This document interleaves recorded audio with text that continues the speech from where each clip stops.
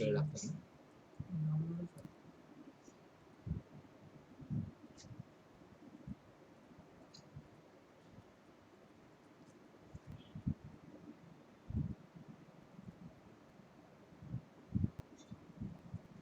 एक मिनिट त्याचं हे आहे का पण चालू होते केलंय.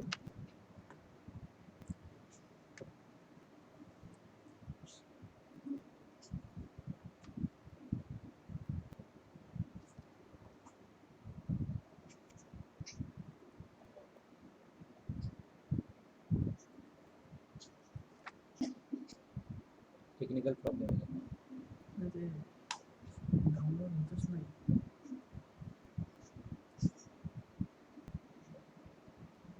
नोट्स तुम्हाला मिळाल्यात का सगळ्यांना? नोट्स पोस्ट झाल्यात का? जे आपण बोलतोय याच्या शिल्लक माल किंवा सत्यापन याच्या नोट्स मिळाल्यात का तुम्हाला?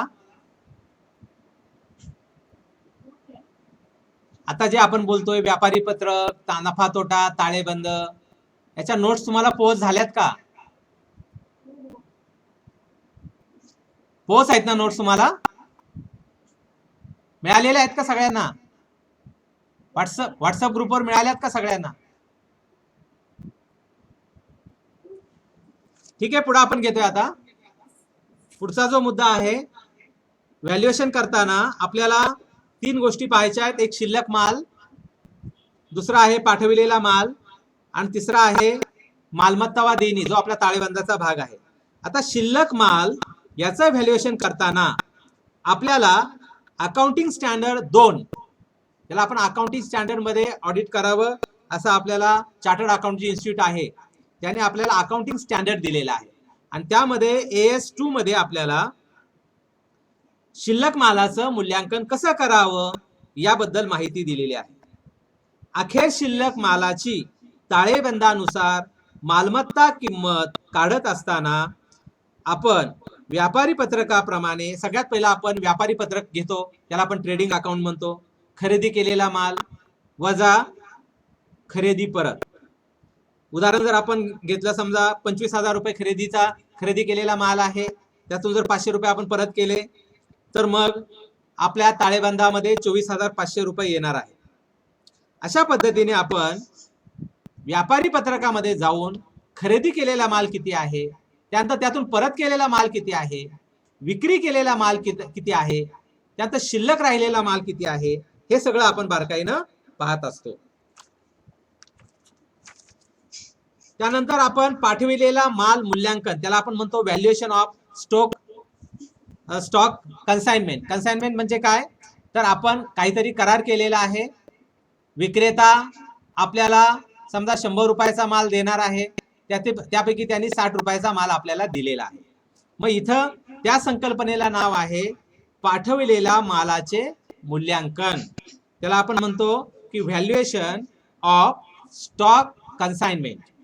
बऱ्याचदा काही प्रमाणामध्ये माल पाठविलेला जातो. पहा, आपण नोट्स मध्ये काय म्हटलंय, बऱ्याचदा काही प्रमाणामध्ये विक्रेता जो आहे तो आपल्याला माल पाठवतो, मात्र अजून काही माल आपल्या संस्थेमध्ये आलेला नसतो. उदाहरणार्थ 100 रुपयाची आपण खरेदी केलेली असते, त्याचा इनवॉइस म्हणा, खरेदी बिल म्हणा, सगळं आपल्याकडे असतं, आपल्या डेबुकामध्ये त्याची नोंद पण असते, मात्र 100 रुपयापैकी 60 रुपयाचा माल आपल्याला आलेला असतो.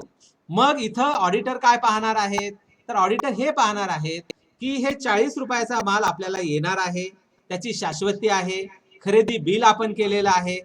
आणि हे पाहत असताना आपण या संस्थेमध्ये तो माल कसा नोंदवलाय. मग आपण उदाहरणार्थ समजा गेटकीपर असेल, त्याचं इन्व्हर्ट रजिस्टर असेल, तो माल आतमध्ये आल्यानंतर समजा आपण ग्राहक भंडार घेऊयात, ग्राहक भंडारामध्ये तो माल आतमध्ये आल्यानंतर डेबुकामध्ये त्याची नोंद झाली का, स्टोअर कीपरकडे त्याची नोंद आहे का, हे सगळं आपण त्यामध्ये पाहत असतो. पुढचा जो मुद्दा आहे, कृषी मालाचे मूल्यांकन कसे करावे. आता आपल्याकडे जे वसुली अधिकारी असतात त्यांना या संकल्पनेचा उपयोग होणार आहे. आणि त्यामुळं जर उभं पीक आहे, आता उभ्या पिकाला आपण जी संकल्पना म्हणतो ती फिक्स ॲसेट म्हणतो. फिक्स ॲसेट म्हणजे काय, आपल्याला माहिती आहे 2 प्रकारची मालमत्ता आहे, एक चल संपत्ती आणि एक अचल संपत्ती. मग उभं पीक जे आहे ते आपल्याला फिक्स ॲसेट मध्ये घेतलेलं आहे. आणि त्यामुळे उभ्या पिकाचं मूल्यांकन कसं करावं पहा, काय म्हटलंय त्यामध्ये, शेतामध्ये उभे असलेले पीक, काय मुद्दा आपण पाहतोय, व्हॅल्युएशन ऑफ ऍग्रिकल्चरल कमोडिटीज.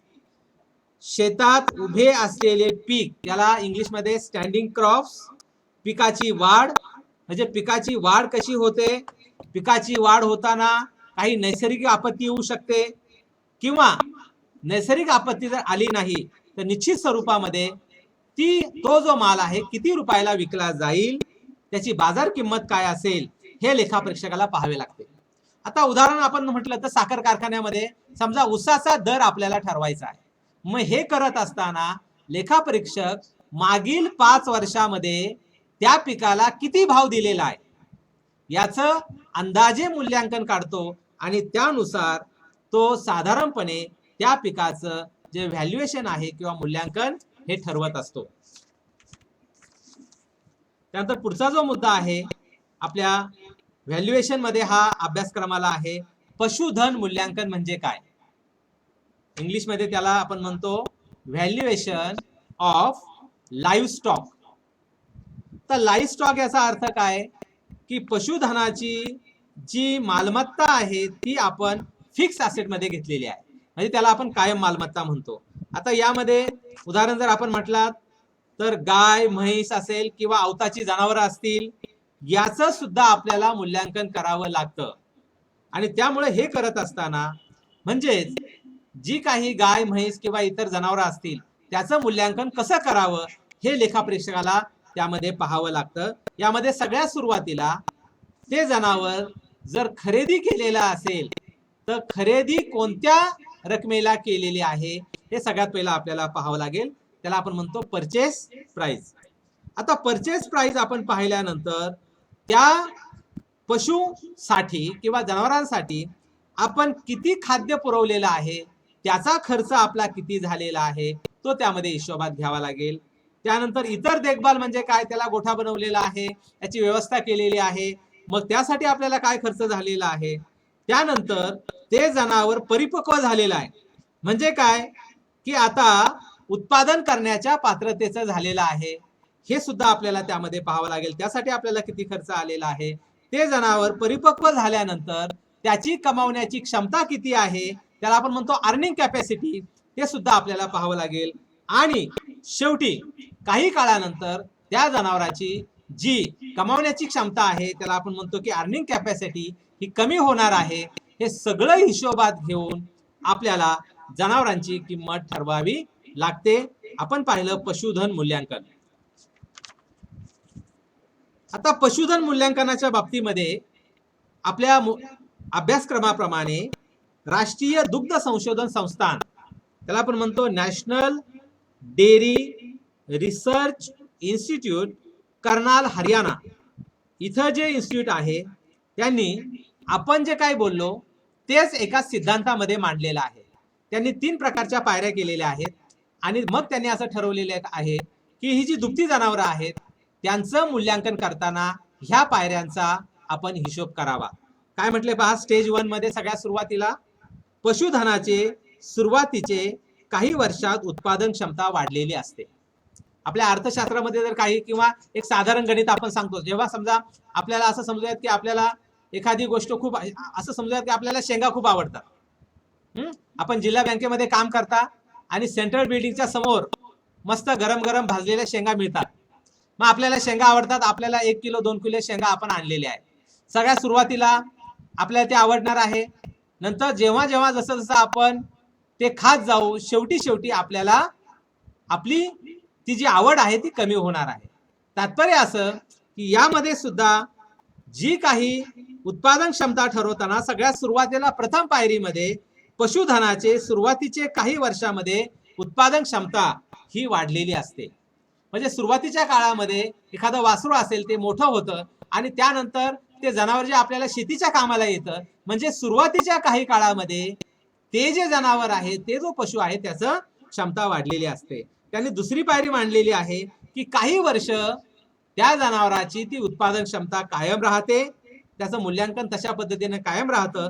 आणि शेवटची पायरी त्यांनी केलेली आहे, तिसरी पायरी, त्यामध्ये त्यांनी असं म्हटलंय की पशुधनाची उत्पादन क्षमता हळूहळू कमी होत जाते. हे आपल्याला सिद्धांत जो आहे आपल्या सिलेबस प्रमाणे राष्ट्रीय दुग्ध संशोधन संस्थान यांनी सांगितलेला आहे.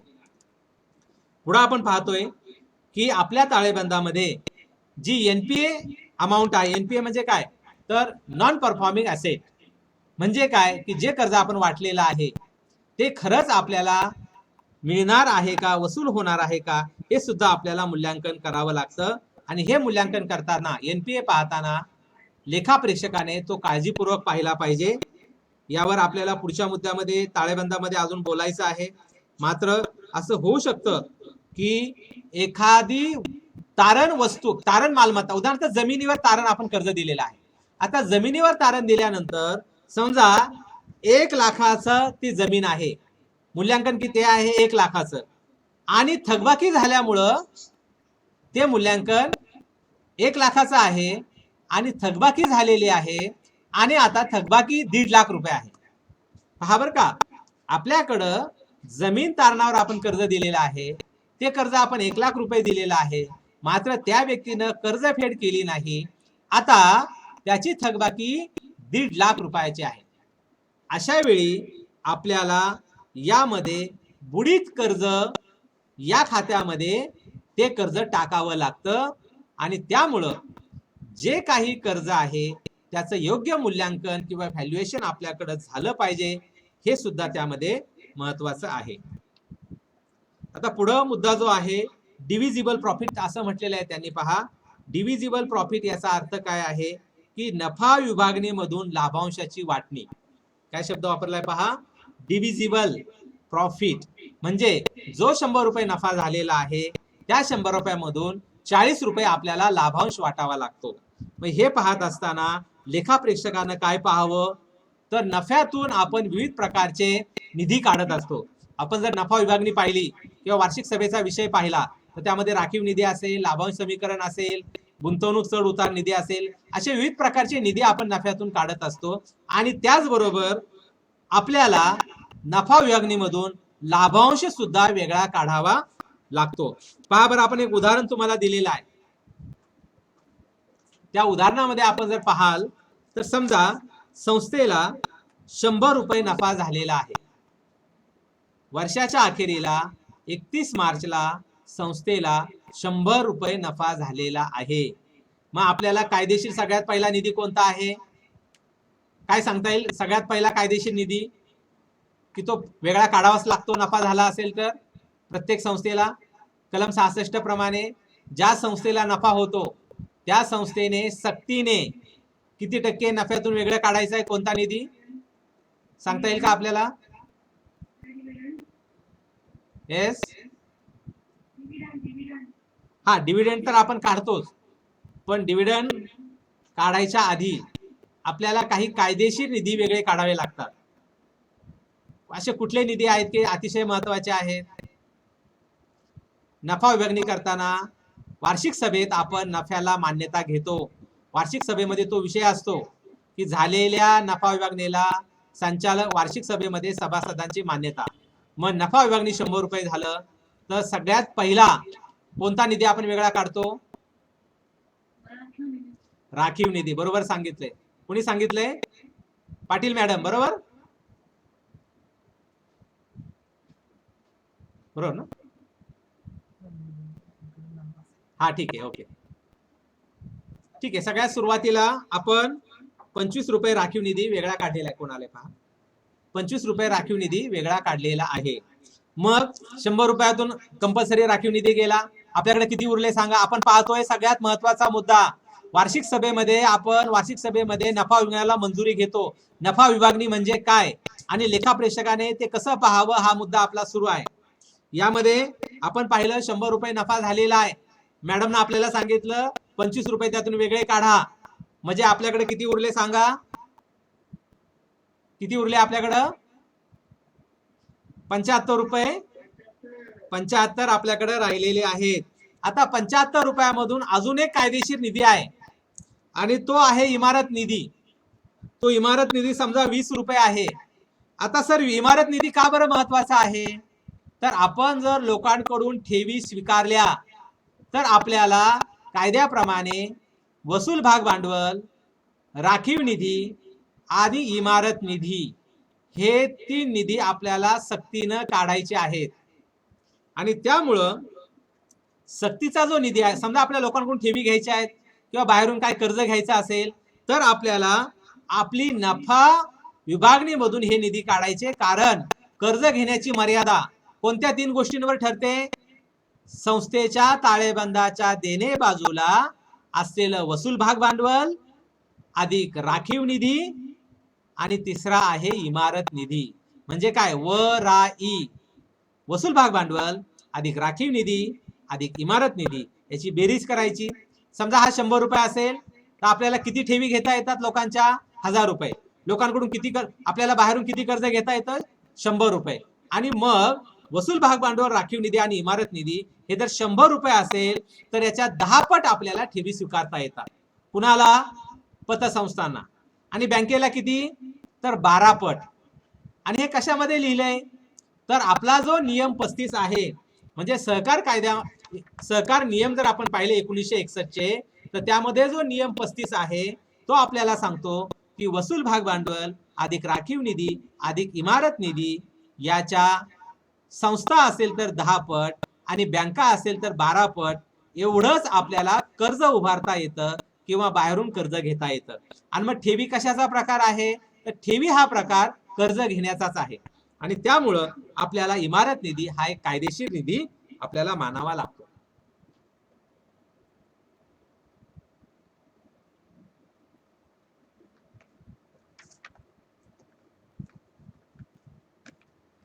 आता एकदा आपण हे निधी काढल्यानंतर संस्थेच्या संचालक मंडळाला त्यांच्या धोरणानुसार ते एकतर पहिलं लाभांशाला महत्व देतील किंवा ते अजून काही महत्वाचे निधी काढतील.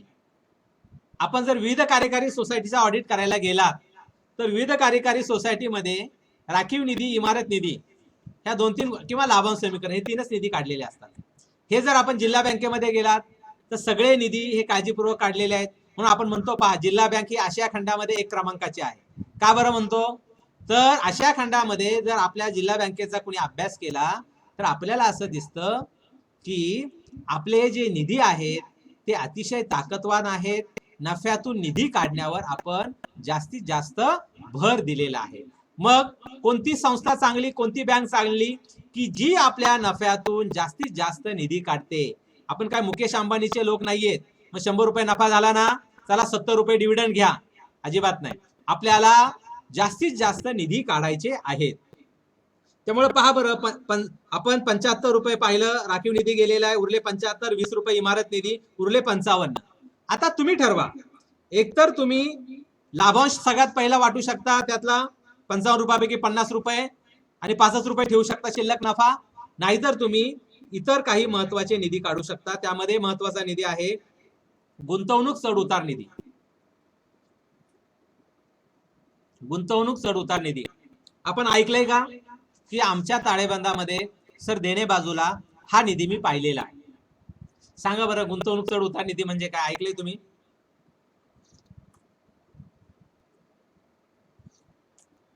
कुणी ऐकलंय?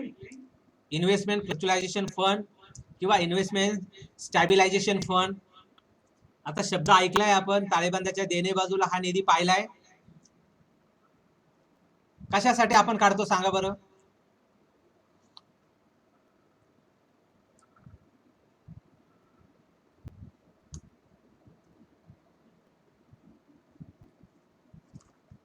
काय सांगता येईल? सर काय बडबड करू नका, काय बडबड करा तुमची, काय विचारू नका. एकतर आम्हाला आमचं काम उरके ना, कोणतरी काम पण करतंय, एक काम पण चालू आहे, ऐकणं पण चालू आहे. किती आनंद आहे पहा. म्हणजे एक सर्वोच्च डिग्री आपण घेतोय, HDCM higher diploma in cooperative. सहकारामध्ये, सहकार चळवळीमध्ये आता एक ताकदवान व्यक्ती म्हणून तुम्ही पुढे येणार आहात. पण दोन्ही दगडावर हात ठेवले, काम पण चालू आहे, ऐकणं पण चालू आहे. सांगा बरं, असं काही करू नका. दोन्ही घोड्यावर स्वार होऊ नका. खूप चांगली डिग्री ही HDCM आहे आणि राष्ट्रीय मान्यता प्राप्त आपल्या संस्थेमधून आपण शिकताय. सांगा बरं कोणतरी गुंतवणूक चढ उतार निधी म्हणजे काय?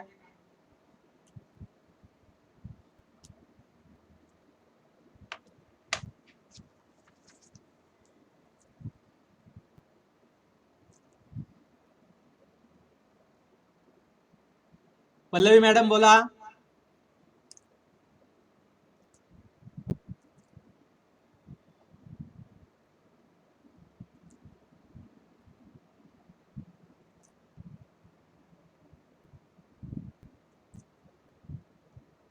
काय सांगता येईल? ठीक आहे. गुंतवणूक चढ उतार निधी याचा अर्थ काय की आपण संस्था असा किंवा बँक असा आपण बाहेर कुठेतरी गुंतवणूक करतो. उदाहरण एखादी पतसंस्था असेल ती जिल्हा बँकेत गुंतवणूक करेल किंवा नागरी बँकांमध्ये गुंतवणूक करेल. नागरी बँक असेल तर इतर राष्ट्रीयकृत बँकांमध्ये गुंतवणूक करेल. जर आपली ती गुंतवणूक धोक्यामध्ये आली तर आपल्याला आपल्या नफा तोट्याला त्याचा अडचण येऊ नये यासाठी ताळेबंदाच्या एकूण बेरजेच्या 10% पेक्षा जास्त गुंतवणूक आपण इतर बँकांमध्ये केलेली असेल तर नफ्याच्या 1 ते 2% आपण गुंतवणूक चढ उतार निधी काढला पाहिजे. त्यानंतर पुढं लाभांश समीकरण आहे. लाभांश समीकरण याचा अर्थ लाभांश वाटण्यासाठी नाहीये. लाभांश समीकरण निधी याचा अर्थ काय की समजा दरवर्षी आपण 13% डिव्हिडंड देतोय आणि मग या वर्षी आपण अनेक निधी उभारले, आता आपल्याकडे पैसे नाहीयेत, अशा अडचणीच्या वेळी आपण तो निधी वापरतो. मात्र परत आपल्या नफ्यातून ती रक्कम वेगळा काढावी लागते. म्हणजे ज्या गोष्टीसाठी आपण निधी उभारला त्याच गोष्टींसाठी निधी वापरायचा आहे.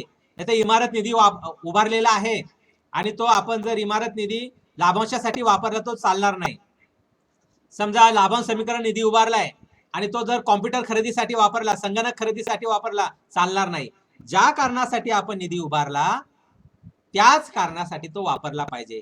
आणि सहकाराच्या तत्वाप्रमाणे जर आपल्याला 100 रुपये नफा झाला तर आपण जर आपलं मार्कशीट पाहिलं तर त्यामध्ये 75% रक्कम आपल्याला निधीला गुंतवावी लागते. म्हणजे आपल्याकडं निधीला खूप महत्व आहे आणि त्यामुळं आपल्याला अशा पद्धतीने निधी काढल्यानंतर आपल्याला लाभांश सुद्धा द्यायचा असतो आणि मग तो लाभांश देण्यासाठीची रक्कम ही आपण आपल्या नफ्यातून वेगळी काढतो. आणि त्यामुळं लाभांश देत असताना व्यवस्थितपणे कायदेशीर निधी काढलेले आहेत का की लाभांश देण्याची घाई केलेली आहे, नफा फुगवून दाखवायचा. उदाहरणार्थ जर आपण विविध कार्यकारी सोसायटीत गेला तर ताळेबंदाच्या देणे बाजूला जे निधी काढलेले असतात त्याला भांडवली निधी म्हणतात. आता या भांडवली निधीची संपूर्ण गुंतवणूक करायची असते पण ती गुंतवणूकच केली जात नाही. उदाहरणार्थ देणे बाजूला राखीव निधी 50 रुपये आहे पण गुंतवणूक केलेलीच नाहीये किंवा 10 रुपये केलेली आहे. आणि त्यामुळं नफ्यातून जे निधी काढले जातात त्याला भांडवली निधी म्हणतात. त्याची संपूर्ण गुंतवणूक आपल्याला व्यवहाराबाहेर करायची असते. हा त्यामध्ये महत्वाचा मुद्दा आहे.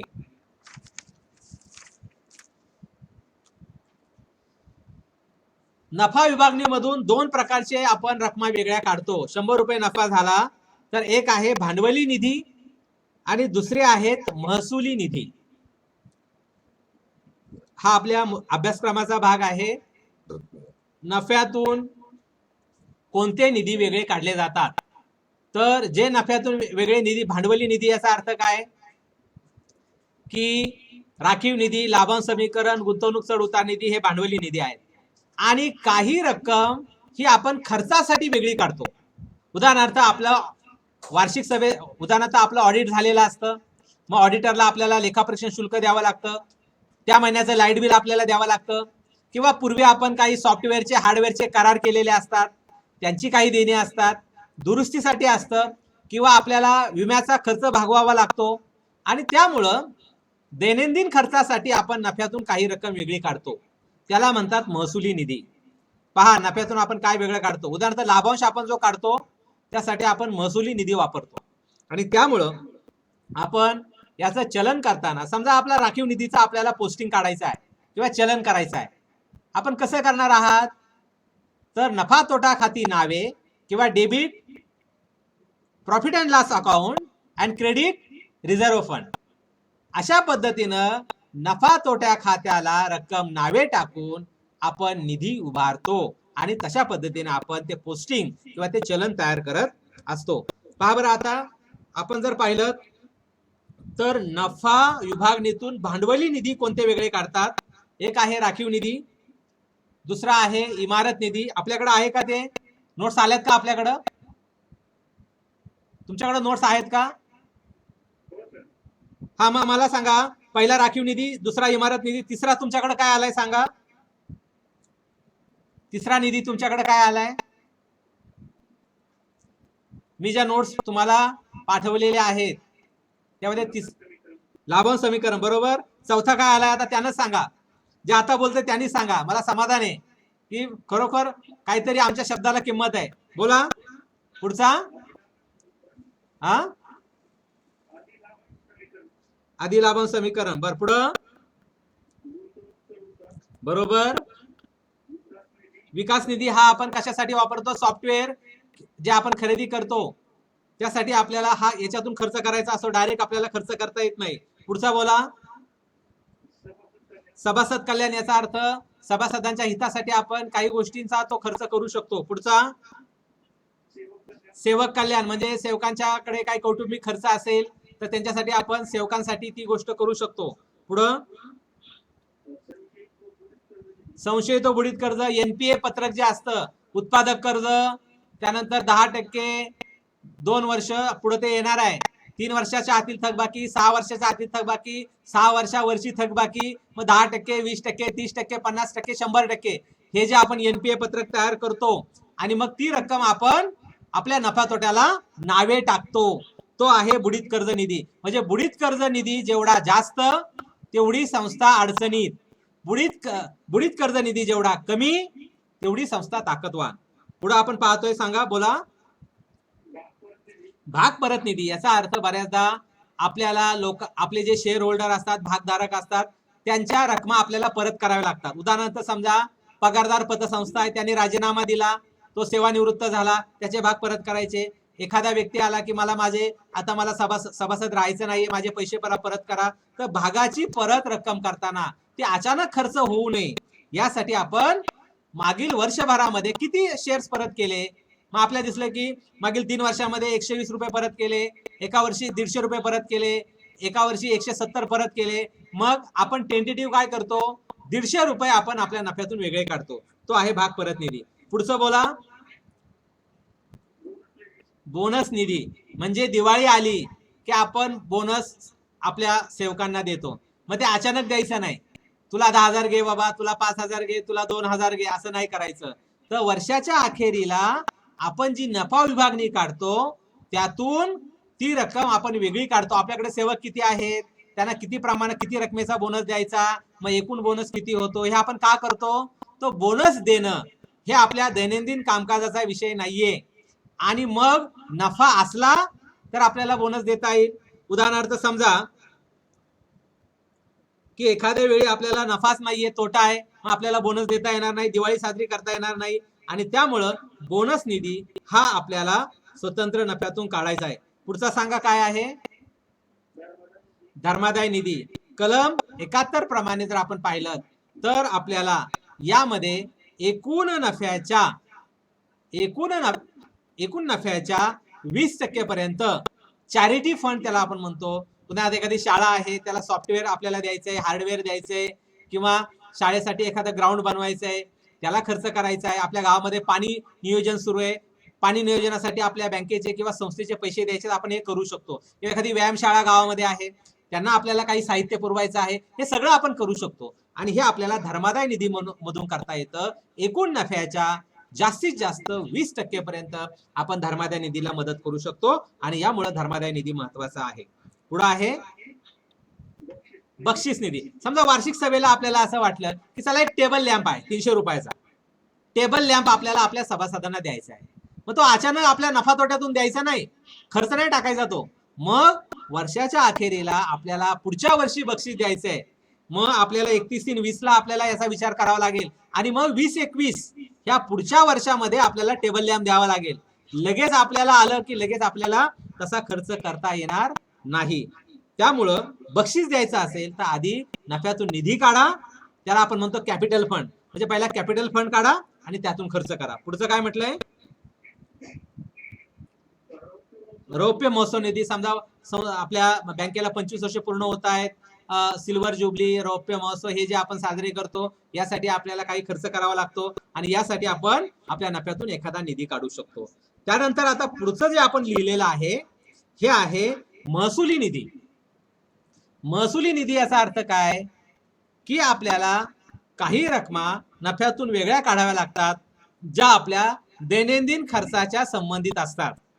आणि मग अचानक समजा ऑडिट फी आहे, अचानक 40,000 रुपये नफ्या तोट्याला आपण जर चेक दिला की हे काय तुमची ऑडिट फी आणि नफा तोट्याला नावे टाकलं तर ते चांगलं नाहीये. त्यामुळे आपला नफा जो आहे खूप मोठ्या प्रमाणात कमी होऊ शकतो.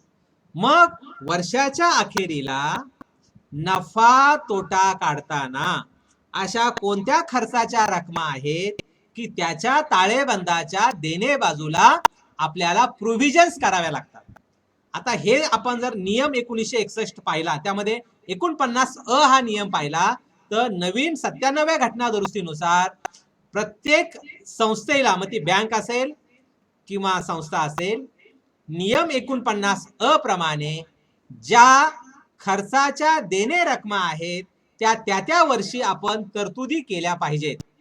मग तरतुदीमध्ये लेखापरीक्षक काय काय पाहतो, कोणत्या तरतुदी करणं आवश्यक आहे हे लेखापरीक्षक या नात्याने तुम्हाला सूचना कराव्या लागतील. पहा बरं त्यामध्ये काय म्हटलंय.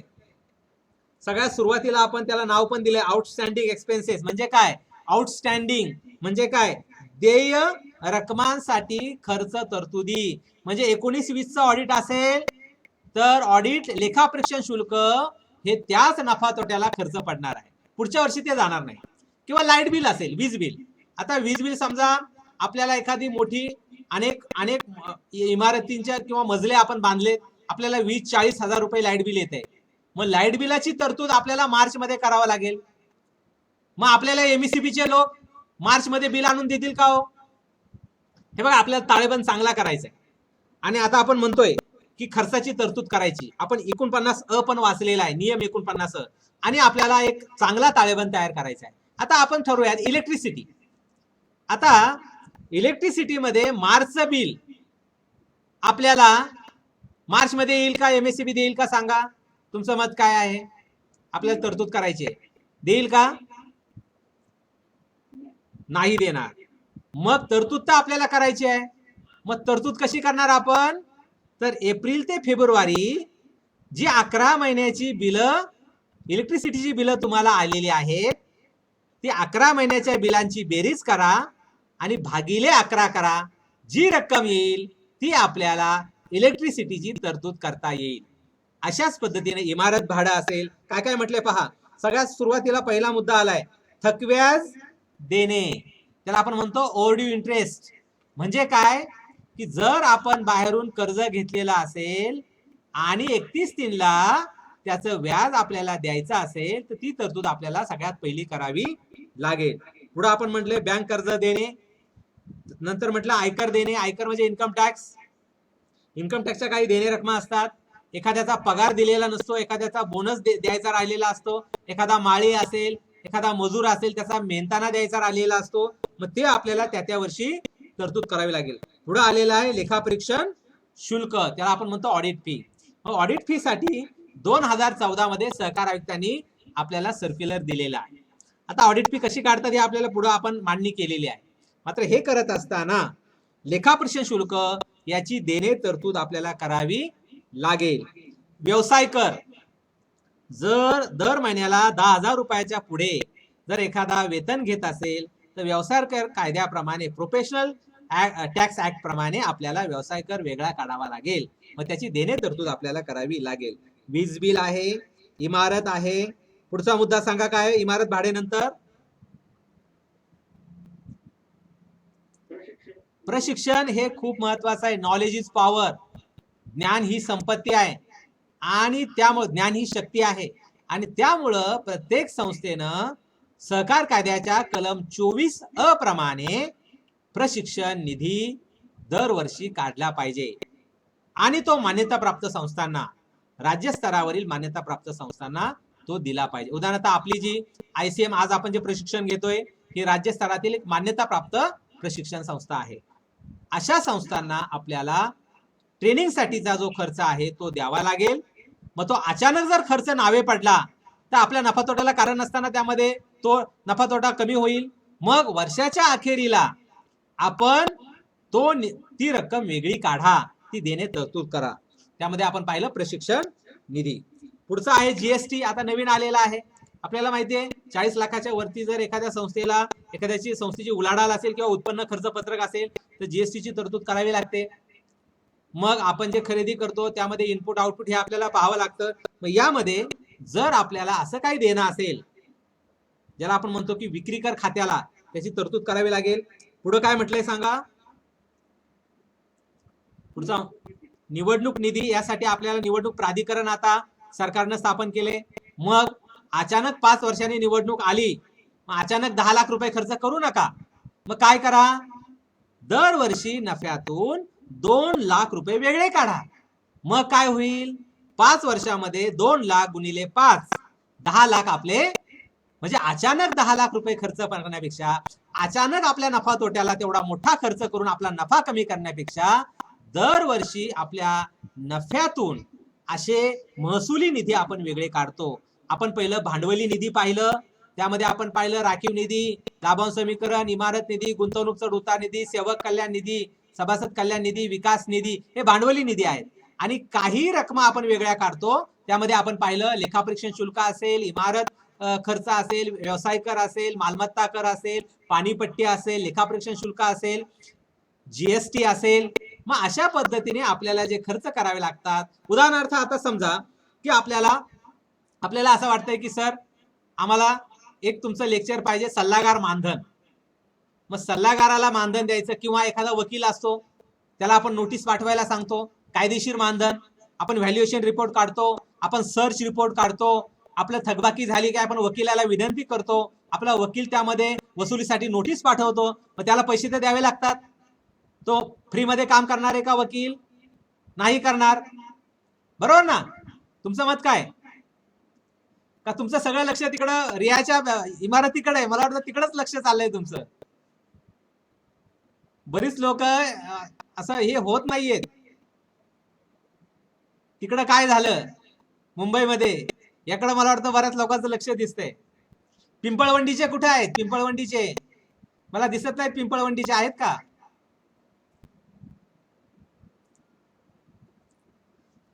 मग हा ठीक आहे, जर आपण एखाद्या कायदेशीर सल्ला देणाऱ्या व्यक्तीला बोलावलं तर त्याला खर्च करावा लागतो आणि त्यामुळं सल्लागार मानधन आपल्याला वेगळं काढावं लागेल. जर आपल्याला नफा कमी झाला एखाद्या वेळी सल्लागार मानधन आपल्याला देता येणार नाही. त्यामुळं कायदेशीर निधी काढल्यानंतर नफा कसा आहे, कारण आपल्याला डिव्हिडंड पण द्यावा लागतो. मग हे सगळं पाहून आपण आपल्या नफ्यातून भांडवली निधी आणि रेव्हेन्यू साठीचा खर्च, त्याला आपण म्हणतो महसुली निधी, हे आपण वेगळे काढत असतो.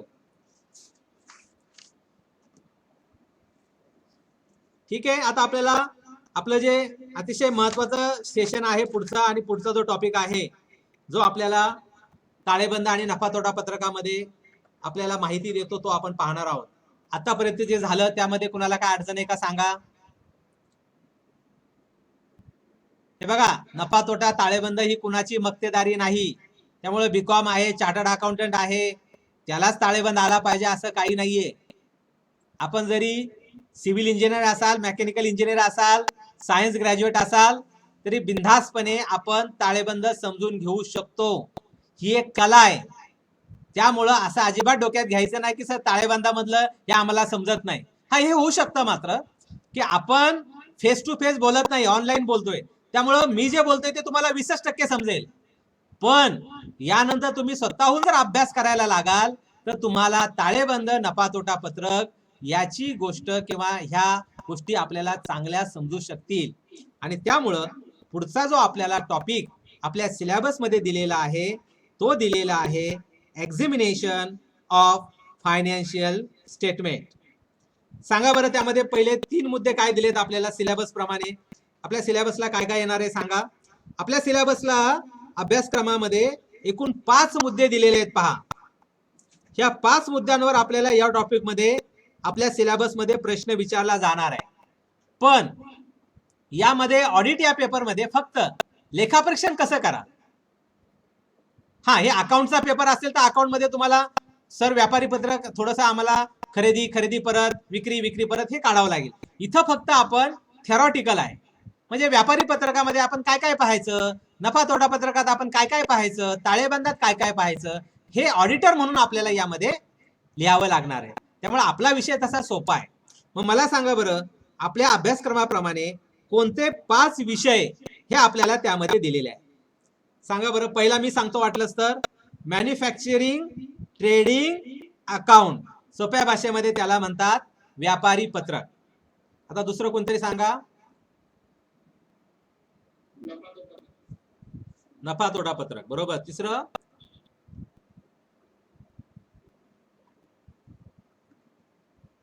तिसरं सांगा.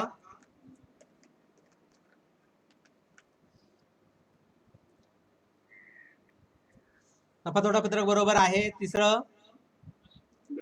बॅलन्स शीट, ताळेबंद पत्रक.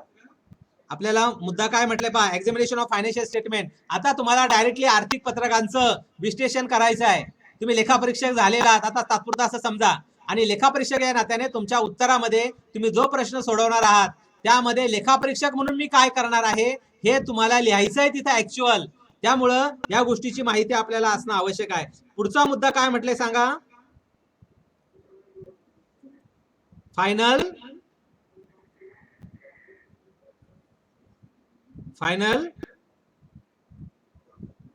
ऍडजस्टमेंट एंट्रीज, त्याला काय म्हटलंय, समायोजित नोंदी. म्हणजे ताळेबंदामध्ये आपल्याला ऍडजस्टमेंट एंट्री करायच्या असतात. उदाहरणार्थ समजा उत्पादक कर्ज, संशयित येणे 1, डाउटफुल 1, डाउटफुल 2, डाउटफुल 3, अशा पद्धतीने आपल्याला आपल्या ताळेबंदामध्ये काही ऍडजस्टमेंट एंट्री करायच्या असतात. आता यामध्ये आपण 5वा मुद्दा पाहणार आहोत. काय आहे सांगा मला 5वा मुद्दा.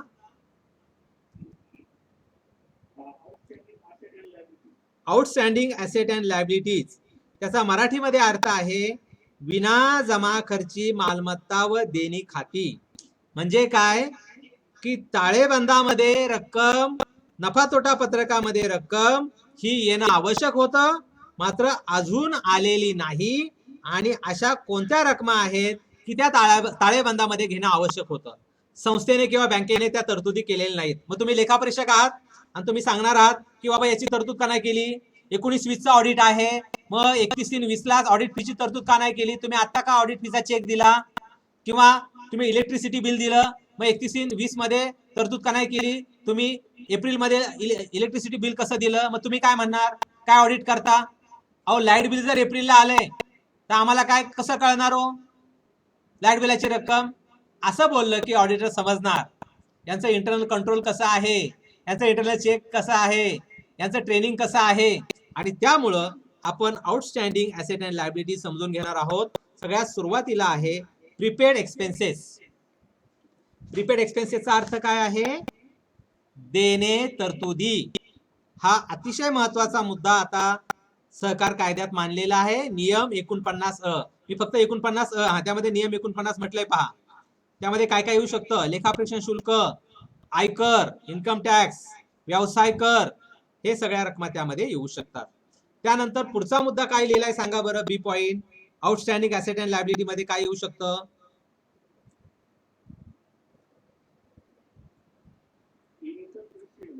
इन्कम रिसिवेबल म्हणजे येणे उत्पन्न. आता येणे उत्पन्न म्हणजे काय हो, तर समजा आपण बाहेरच्या बँकेत काहीतरी मुदत ठेव ठेवलेली आहे, 31/3ला आपल्याला 100 रुपये व्याज येणं पाहिजे होतं, त्यांनी आपल्याला 70च रुपये दिले, मग 30 रुपये तर आपलं येणं आहे, आपण हिशोब केलेला आहे, आपल्याकडे गुंतवणूक रजिस्टर आहे, पावतीची मुदत, पावतीचा व्याजदर आपल्याला माहिती आहे, मग आपण म्हणतो की तुमच्याकडून हे आम्हाला येणं आहे. आणि मग अशा रकमेचं ताळेबंदामध्ये आपल्याला एंट्री करावी लागेल. आणि एंट्री अतिशय सोपी आहे पहा. एक मंत्र तुम्हाला मी सांगतोय, आयुष्यभर लक्षात ठेवा. एक मंत्र आयुष्यभर लक्षात ठेवा. जेव्हा आपल्याला देणं असतं, मग ऑडिट फी असेल, इमारत भाडं असेल, पाणीपट्टी असेल, मालमत्ता कर असेल, जेव्हा आपल्याला काहीतरी देणं असतं, पहिला इफेक्ट आपण देतो कुठं देतो, नफा तोटा पत्रकामध्ये खर्च बाजूला.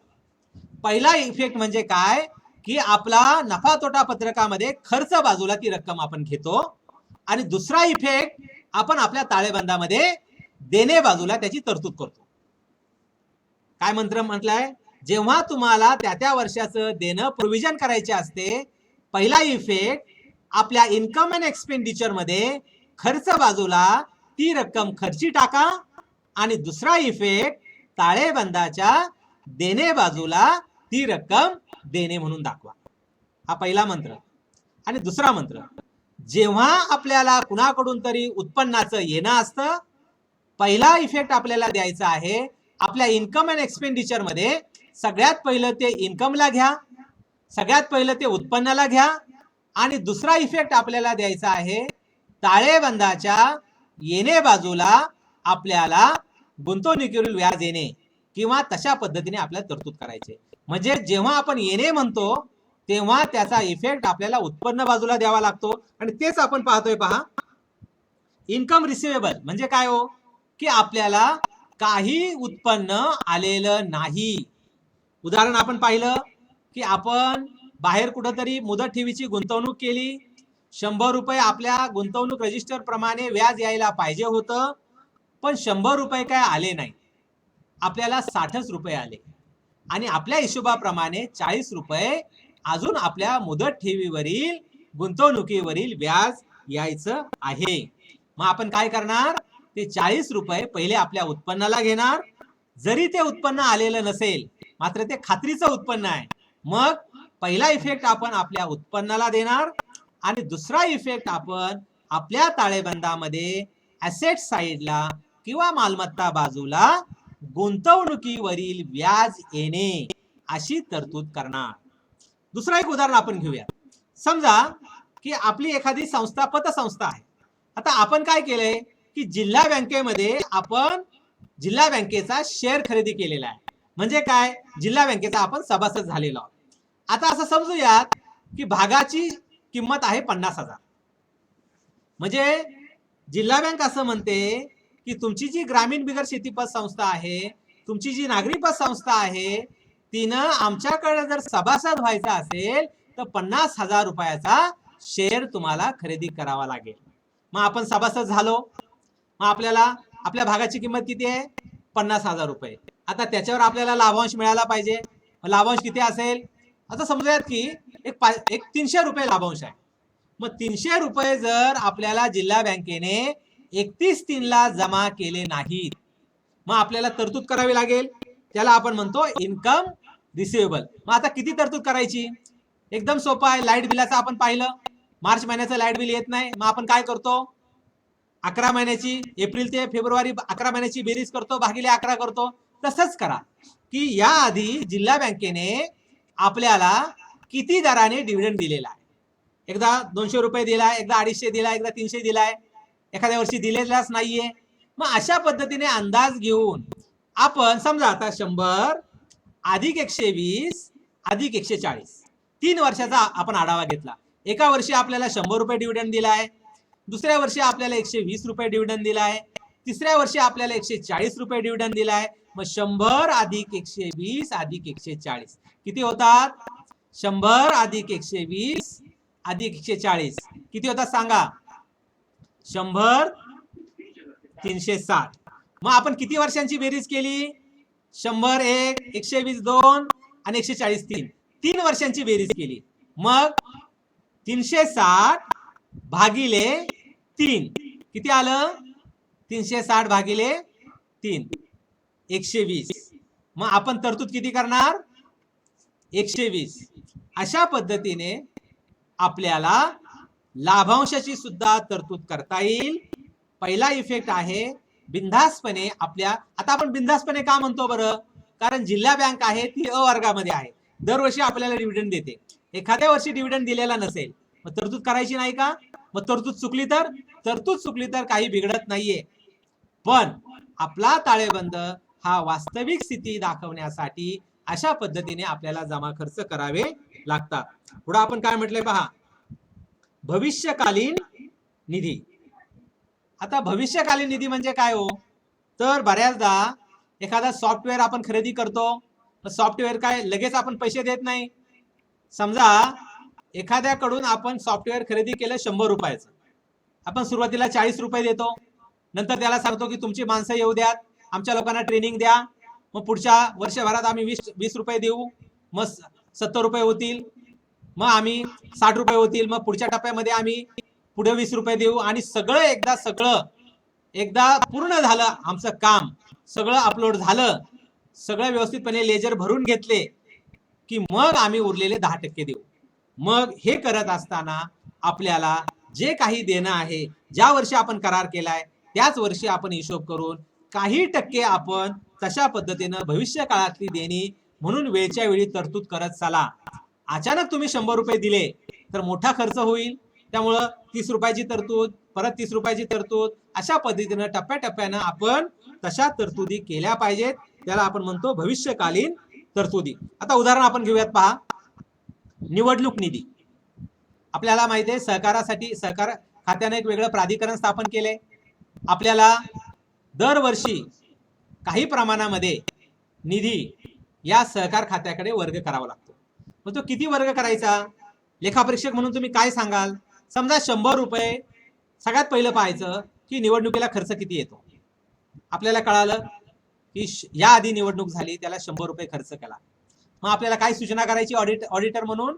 तर याची 5 वर्षामध्ये आपल्याला विभागणी करायची आहे आणि मग आपण सूचना करायची की निवडणूक निधी जो आहे तो 20% प्रमाणे दरवर्षी 100 रुपये जर मागील खर्च असेल तर दरवर्षी जर 20 रुपये निवडणूक खर्च केला तर 5 वर्षामध्ये 100 रुपये होईल आणि मग अचानक तुमचे 100 रुपये खर्च पडणार नाहीत. जेव्हा आपण अशा तरतुदी करतो त्याचा फायदा आपल्याला होतो. तो असा फायदा होतो की अचानक आपल्या नफ्यावर गंभीर परिणाम होत नाही आणि यासाठी आपण भविष्यकालीन अशा तरतुदी करत असतो. पहा, आपल्या सिलेबस प्रमाणे आपण पाहिलं. पहिलं मॅन्युफॅक्चरिंग ट्रेडिंग अकाउंट, दुसरं प्रॉफिट अँड लॉस अकाउंट, तिसरं बॅलन्स शीट, चौथा मुद्दा आहे फायनल ऍडजस्टमेंट एंट्रीज, त्याला म्हणतो आपण समायोजित नोंदी. त्यामध्ये आपण पाहिलं देणे तरतुदी, त्यानंतर येणे उत्पन्न आणि तिसरा मुद्दा आपण पाहिला भविष्यकालीन देणे. आता व्यापारी पत्रकाचं विश्लेषण कसं कराल हे सुद्धा आपल्या परीक्षेला उत्तरामध्ये लिहायचं आहे. ट्रेडिंग अकाउंट त्याला आपण म्हणतो. आता ट्रेडिंग अकाउंट म्हटल्यानंतर समोर सहज आठवा की खरेदी काय केलेली आहे, त्यापैकी किती गेलेली आहे, विक्री काय केलेली आहे, किती विक्री परत आलेली आहे. म्हणजे आपण खत लोकांना विकलं किंवा बियाणं विकलं पण तो म्हटला की हे खराब आहे आम्हाला नको. मग आपण व्यापारी पत्रकामध्ये काय करतो तर व्यापार करण्यासाठी आपल्याला जो खर्च येतो. पहा बरं, त्यामध्ये 2 बाजू असतात. एका बाजूला खरेदी वजा खरेदी परत, मग वाहतूक, मग मजुरी. त्यामध्ये आपण या व्यापार करत असताना आपल्याला जो खर्च येतो तो आपण व्यापारी पत्रकात घेत असतो आणि त्यामुळं व्यापारी पत्रक पाहत असताना लेखापरीक्षकाने काय पाहावं. तुम्हाला खूप वेळ देऊन ह्या नोट्स मी तयार केल्यात. तुम्हाला खोटं वाटेल, रात्री 1:30 पर्यंत मी जागरण केले इथून गेल्यानंतर आणि परत सकाळी 6 ते 9 वाजेपर्यंत 6 ते 11 पर्यंत या नोट्स तयार केल्यात. त्यामुळे तुम्हाला विनंती आहे की या आपल्या संभाषणामधून आपल्याला काही गोष्टी समजतील, पण ज्या नोट्स तुम्हाला पुरवलेल्या आहेत त्या काळजीपूर्वक वाचा. त्या पद्धतीनं आपला जो ऑडिटिंग पेपर आहे अकाउंटिंग अँड ऑडिटिंग त्यामध्ये जास्तीत जास्त मार्क्स तुम्हाला मिळाले पाहिजेत, याचा सुद्धा तुम्ही प्रयत्न करा. पुढचा मुद्दा आपण येतोय व्यापारी पत्रक एक्झामिनेशन ऑफ ट्रेडिंग अकाउंट. काय पाहणार सांगा बरं. सगळ्यात पहिलं आपल्याकडे मी दिलेलं आहे. सगळ्यात पहिलं काय पाहणार? ऑडिटर म्हणून व्यापारी पत्रकात आपण योगेश माने लेफ्ट झालेले आहेत असं करू नका, असं करू नका. उद्या असं होऊ शकतं भविष्यामध्ये तुम्हाला ऑडिटर म्हणूनही आवड कामाची निर्माण होईल किंवा आपल्या संस्थेमध्ये बँकेमध्ये ऑडिटर आल्यानंतर काय पाहतात किंवा संचालक मंडळानं उद्या विचारले की ही तरतूद काय आहे बाबा, तर आपल्याला सांगता आलं पाहिजे. त्यामुळे जरी तुम्ही बोर झाला तरी तुम्हाला फक्त ऐकायचंय. मला इथं दिसत नाही की तुम्ही डोळे झाकलेत किंवा तुमच्या डोक्या विचारामध्ये काय चाललंय, पण कृपा करून शक्यतो इच्छा नसली तरी ऐकण्याचा प्रयत्न करा, ऐकण्याचा प्रयत्न करा. कंटाळा येऊ देऊ नका. सांगा बरं व्यापारी पत्रकामध्ये काय पाहणार आहात? पहिला मुद्दा सांगा मला.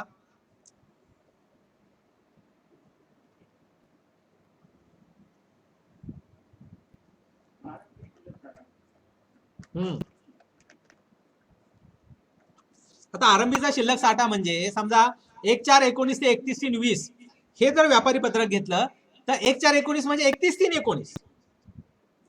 मागील वर्षीच्या शेवटच्या दिवशी किती साठा होता? समजा आता आपल्याला असं दिसलं, उदाहरण आपण घेऊयात की 100 रुपये साठा होता. मग आता नवीन माल खरेदी किती केली आपण? समजा असं समजूयात की आपण 200 रुपयाची माल खरेदी केली. मग मागील वर्षीचे शिल्लक साठा 100 रुपये अधिक माल खरेदी केली 200 रुपये. मग आपल्याकडं किती रकमेचा माल झाला? 300 रुपयाचा, बरोबर. मग आता 300 रुपयाच्या मालापैकी आपल्याला कळालं की अरे माल आणता आणता काही माल खराब दिलेला आहे. मग 50 रुपयाचा माल खराब आहे. मग 300 रुपयाच्या मालापैकी 50 रुपयाचा माल आपण परत केला. मग 50 रुपयाचा माल जर परत केला तर 300 वजा 50 आपल्याकडे किती माल राहिला? 250 रुपये, 250 रुपये. आणि हेच आपण पाहत असतो. यामध्ये खरेदी करताना आपल्याला सगळ्यात पहिलं पाहावं लागतं परचेस ऑर्डर. म्हणजे ज्याच्याकडून मग तो सप्लायर असेल किंवा तो विक्रेता असेल किंवा एखादा ग्राहक भंडार असेल, बऱ्याचदा आपण डायरेक्ट जे वस्तू बनवतात त्यांच्याकडून सुद्धा आपण खरेदी करतो. मग अशा वेळी आपल्याला काय पाहावं लागेल? Purchase order. त्यानंतर ही जी खरेदी आपण करतोय त्यामध्ये संचालक मंडळाचं धोरण, त्यांचा त्याबद्दल ठराव झालाय का? मग तो कायमस्वरूपी असेल. ग्राहक भंडार असेल तर एकाच वेळी ठराव करतील की वर्षभरामध्ये एवढे एवढे पेन खरेदी करावेत, वर्षभरामध्ये एवढी साखर खरेदी करावी, दरवेळेला 100 किलोला 200 किलोला ते ठराव नाही करणार. मग ऑडिटरनं काय पाहावं की याबद्दल संचालक मंडळाचं काय धोरण आहे आणि जे काही सभा वृत्तांत आहे प्रोसिडिंग बुकामध्ये या संबंधी काय नोंदवलेलं आहे का? नसेल नोंदवलेलं तर ते ऑडिटरला लिहावं लागेल. पुढचा मुद्दा आहे क्वालिटी कंट्रोल. जर आपल्या विभागामध्ये ग्राहक भंडारामध्ये बऱ्याचदा असा एक वेगळा विभाग असतो, पण मालाची गुणवत्ता कशी आहे हे ऑडिटरला पाहावं लागेल. कारण असताना जर ग्राहकांची फसवणूक होत असेल तर ते, कारण ऑडिटरनं जर चांगलं काम केलं, विश्वासूपणे काम केलं तर खऱ्या अर्थानं संस्था उभ्या राहणार आहेत. ऑडिटर जर ऐरे गैरे असतील, आपण पाहतो की शेकडो प्रकारच्या राष्ट्रीयकृत बँका ह्या आज डबघाईला आलेल्या आहेत.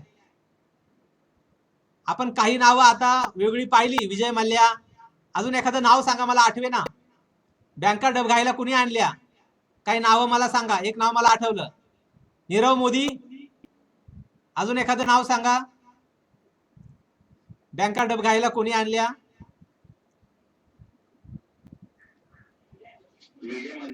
विजय मल्ल्या. बर, अजून? लेटर ऑफ क्रेडिट म्हणतात त्याला. लेटर ऑफ क्रेडिट म्हणजे काय? यांचं एवढं क्रेडिट आहे, बँक हमी देऊन टाकतो आपण. त्याची क्रेडिट असतं 100 रुपयाचं, त्याला 1000 रुपयाचं क्रेडिट आपण देतो आणि मस्तपैकी त्याच्यावर तो 1000 रुपये घेऊन जातो. त्याचं क्रेडिट 100 रुपयाचं असतं. म्हणजे त्याची हमी आपण घेतो आणि यावर राष्ट्रीयकृत बँकामध्ये मोठ्या प्रमाणावर संस्था बँका डबघाईला आलेल्या आहेत. आणि त्यामुळं मालाची खरेदी करताना त्याची गुणवत्ता आहे का? पुढचा मुद्दा तुम्ही काय पाहणार आहेत? खरेदी मालाचे चलन, म्हणजेच खरेदी केलेली जी काय इनव्हॉइस आहे तो. पुढे काय पाहणार आहे सांगा? काय पाहणार आहात पुढं? खरेदी मालाचं चलन तुम्ही पाहिलं. पहा, आता तुम्ही माल किती आलाय संस्थेमध्ये, एखाद्या ग्राहक भंडाराचं तुम्ही ऑडिट करताय आणि ऑडिटर म्हणून सगळ्यात पहिलं तुम्ही पाहताय अरे 1000 रुपयाचं चलन आहे. मग तुम्ही काय पाहिलं पुढं? काय खरेदी मालाचं चलन तुम्ही टिक केलं, हिरव्या पेनने टिक केली. आता पुढे तुम्ही काय पाहणार आहात सांगा बरं?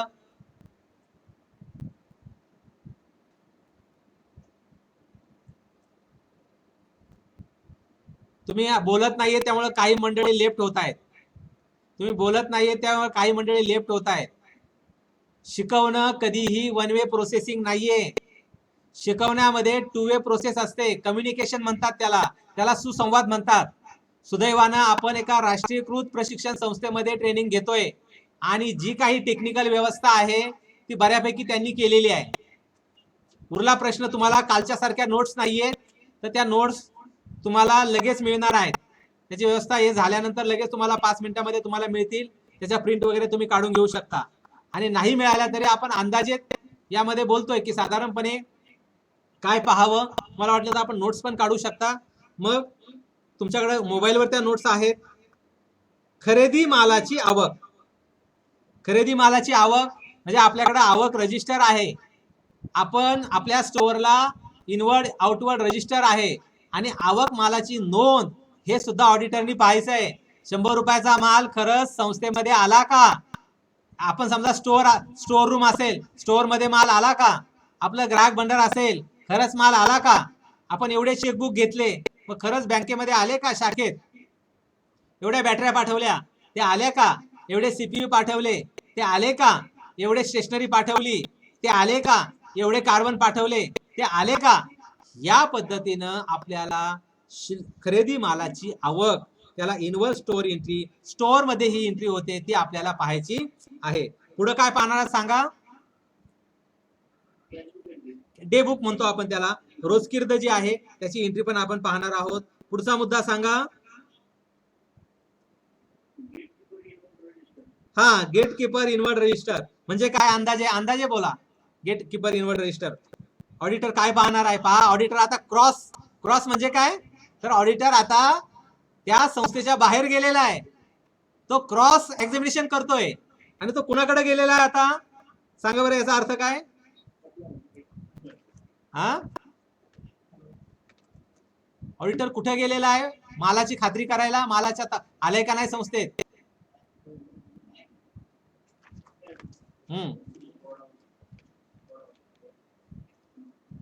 गोडाऊन मध्ये गेलेला आहे. आणि जो गेटकीपर असतो, ज्याला आपण वॉचमन पण म्हणतो, मात्र हा वेगळा आहे. हा स्टोअर साठीचा गेटकीपर आहे, की त्याच्या निरीक्षणाखाली तो माल जातोय. जसं वॉचमन असतो एखाद्या हाऊसिंग सोसायटीला, तसा तो गेटकीपर आहे. तो नोंद करतो किती माल आलाय त्याची, एक चलन त्याकडे पण घेतो. आणि मग ते चलन आपला ऑडिटर जाऊन पाहतो, त्याचं रजिस्टर त्यामध्ये पाहतो की खरंच त्या तारखेला तो माल आलाय का. ऑडिटर काय संपूर्ण चलन पाहत बसणार नाहीये, पण गाडी नंबर काय होता, ट्रकने आला का, टेम्पोने आला का, टू व्हीलरवर आला माल, त्याची नोंद झाली का. आणि त्यामुळे हे त्यामध्ये महत्वाचं आहे. त्यासाठी आपण लिहिले त्यामध्ये क्रॉस चेकिंगचा हा प्रकार आहे. मालाचे पुरवठादाराच्या अटी व शर्ती. एखादा व्यक्ती ज्यावेळेस माल सप्लाय करतो त्यावेळेस त्याच्या अटी काय आहेत? उदाहरणार्थ त्याने जर अट लिहिली असेल की अशा पद्धतीनं सदरचा माल 2 महिन्यात वापरावा, तो जर खराब झाला तर त्यावर आम्ही जबाबदारी घेणार नाही, हे चालणार नाही. आणि त्यामुळं माल कशा प्रकारचा आहे, त्याची अटी काय आहे, त्याच्या शर्ती काय आहेत. समजा माल मागवलेला आहे आपण ट्रकनी. असं समजा की आपली एखादी प्रक्रिया संस्था आहे, म्हणजे काय, एक कारखाना आहे.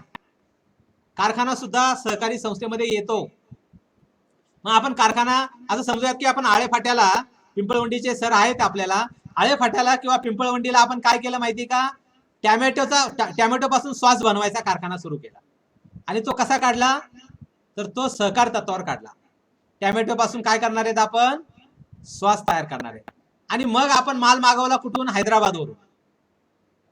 आणि आपण काय सांगितलं की बरोबर सोमवारी ऑर्डर दिली, मला बुधवारी 10 ट्रक पाहिजेत, माझे 250 कामगार काम करतायत, ते बसून आहे. आणि आपण काय सांगितलं? 10 ट्रक आपल्याला पाठवून द्या, बुधवारी माझं प्रोडक्शन सुरू झालं पाहिजे. आणि त्यांनी काय केलं माहिती का?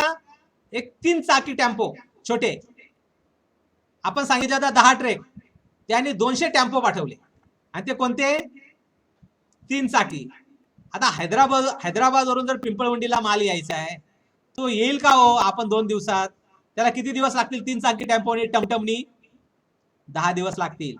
त्यामुळे काय झालं? आपले मजूर पडून राहिले, आपली इलेक्ट्रिसिटी गेली वाया, आपला खर्च वाया गेला. आणि त्यामुळं इथं ऑडिटरचं काम आहे की जो माल आपण ज्याच्याकडून मागवतो त्याच्या अटी आणि शर्ती काय आहेत आणि त्याचं योग्य पद्धतीनं पालन झालंय का, किंवा अटी शर्ती चुकीच्या वाटतात. ऑडिटरचं हे पण काम आहे की भले तुम्ही कोट्यवधी रुपयाचा माल घेताय, पण मला हे पटत नाहीये. तुम्ही ह्या व्यक्तीकडून सॉफ्टवेअर घेतलंय, मग एखादा ऑडिटर म्हणू शकतो तुमच्या स्टाफला त्यांनी ट्रेनिंग दिलं का बाबा? मग आमचे बँकेचे लोक काय म्हणतील? नाही दिलं, आम्ही 2 कोटी रुपये दिले. मग ऑडिटर काय लिहिणार की 2 कोटी रुपये दिले, तुम्ही अटीमध्ये जर पाहिलं तर 50% स्टाफला ट्रेनिंग द्यायचं होतं. तुम्ही का बरं एवढे पैसे दिले? तुम्ही पैसे का थांबवून ठेवले नाही? त्याच्यावर तुम्ही सिव्हिल कोर्टामध्ये दावा का दाखल केला नाही? त्या सॉफ्टवेअर ज्यांनी पुरवठा केला त्याच्यावर, हे ऑडिटर सांगू शकतो. आणि त्यामुळं ऑडिटरचं हे काम आहे की अशा पद्धतीनं जो माल आपल्याला पुरवला जातो त्याच्या अटी आणि शर्ती काय आहेत आणि त्या योग्य आहेत का, त्याचं पालन झालेलं आहे. पुढे काय पाहणार आहात सांगा, व्यापारी पत्रकात पुढे काय पाहणार आहात?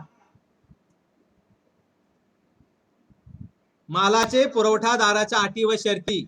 यानंतर पुढचा मुद्दा काय आहे? सवलत. म्हणजे एखादा व्यापारी जो विक्री करतो तो म्हणतो ठीक आहे 100 रुपयाचा माल घेतलाय ना, 20 रुपये तुम्हाला आम्ही डिस्काउंट देतो. डिस्काउंट खिशात नाही घालायचं. समजा आपण प्युरिफाईड वॉटर घेतलंय, हा, सेवकांना पाणी पिण्याचं एक प्युरिफाईड वॉटरचं यंत्र घेतलं. किती हजाराचं घेतलं? 30,000चं. ते म्हटले साहेब खुशीने तुम्हाला 2,000 घ्या किंवा खुशीने 200 रुपये घ्या. मग ते खिशात नाही ठेवायचे, ते डिस्काउंट आहे, ते हिशोबात आणायचंय. आणि त्यामुळं अशी व्यापारी सवलत जर दिलेली असेल तर ती हिशोबामध्ये घेतली का हे सुद्धा आपल्याला करावं लागेल. हिशोबामध्ये म्हणजे काय, जी काही खरेदी किंमत आहे ती आपल्याला 100 रुपये असेल तर त्यातून आपण ते 20 रुपये आपण कमी करतो आणि खरेदी किंमत आपल्या डेबुकामध्ये आपण कमी नोंदवतो. आणि त्यामुळे हे आपल्याला, किंवा जर आपण तेवढी रक्कम दिली असेल तर आलेला आपल्याला उत्पन्नाला घ्यावं लागतं. आणि त्यामुळे हे व्यवस्थित केलंय का.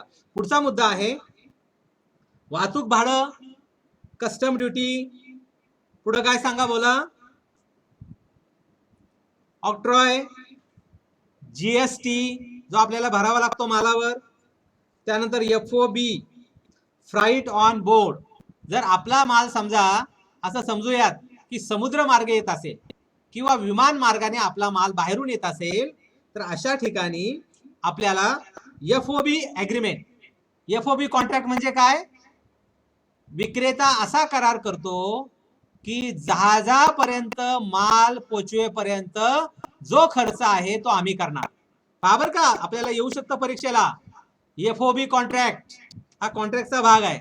FOB, फ्राईट ऑन बोर्ड, म्हणजे विक्रेता काय म्हणतो किंवा पुरवठादार काय म्हणतो की माल जो आहे तो तुम्हाला पाठवण्यासाठी जहाजापर्यंत किंवा त्या शिप पर्यंत किंवा त्या विमानापर्यंत येण्यापर्यंत जो वाहतुकीचा खर्च होईल किंवा जो काही खर्च होईल तो आम्ही करणार. मग पुन्हा एकदा जहाजामध्ये माल ठेवला की पुढची जबाबदारी तुमची आहे. तो माल जर जळाला तर तो विमा तुम्ही काढायचा आणि त्याला म्हणतो आपण फ्राईट ऑन बोर्ड, जहाजावर ठेवेपर्यंत. पुढचा मुद्दा काय आहे सांगा. FOR, त्याला काय म्हणायचं, फॉरवर्डर.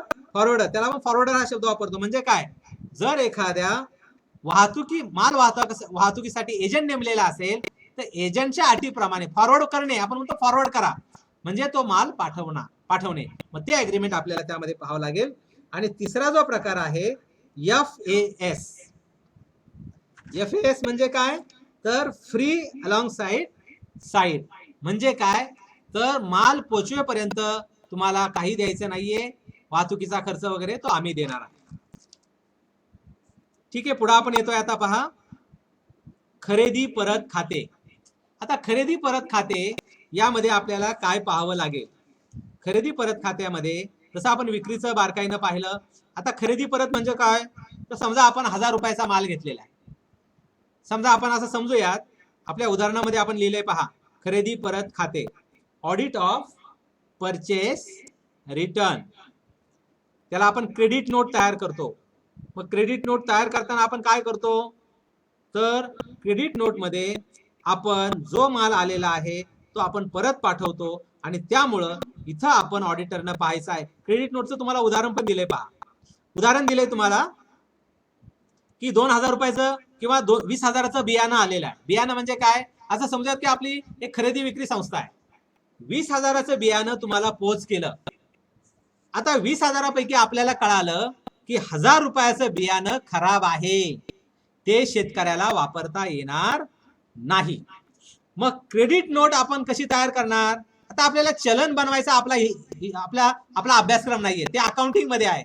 पण जर तुम्ही असं एखादं वेगळं उदाहरण दिलं तर जो आपला पेपर तपासणारा आहे त्याच्यावर आपली वेगळी छाप पडणार आहे. कारण ऑडिटर असाल तर अकाउंटिंग तर तुम्हाला माहितीच पाहिजे, नाही तर फक्त टीकामारी होईल. मग टीकामारी आणि काय, तर तसं आपल्याला टीकामारी करता येणार नाही. आणि त्यामुळं क्रेडिट नोट समजा 20,000 रुपयाचा माल खरेदी केला, 1000 रुपयाचा माल खराब आहे, मग आपण काय क्रेडिट नोट करणार पहा, बियाणे विक्री परत खाते नावे आणि रोख खाते जमा किंवा चालू ठेव खात्याला जमा, कारण ती रक्कम आपल्याला जमा झालेली आहे. पुढे आपण पाहतो माल परत का करू शकतो आपण, सांगा बरं. का बरं आपल्या संस्थेमध्ये समजा आपल्याकडे एखादं ग्राहक भांडार आहे, ग्राहक संस्था आहे आणि माल परत करायची कारण काय आहे सांगा. असं झालंय का तुम्ही माल परत केलाय? असं शक्य नाहीये व्यवहारामध्ये, पण होऊ शकतं.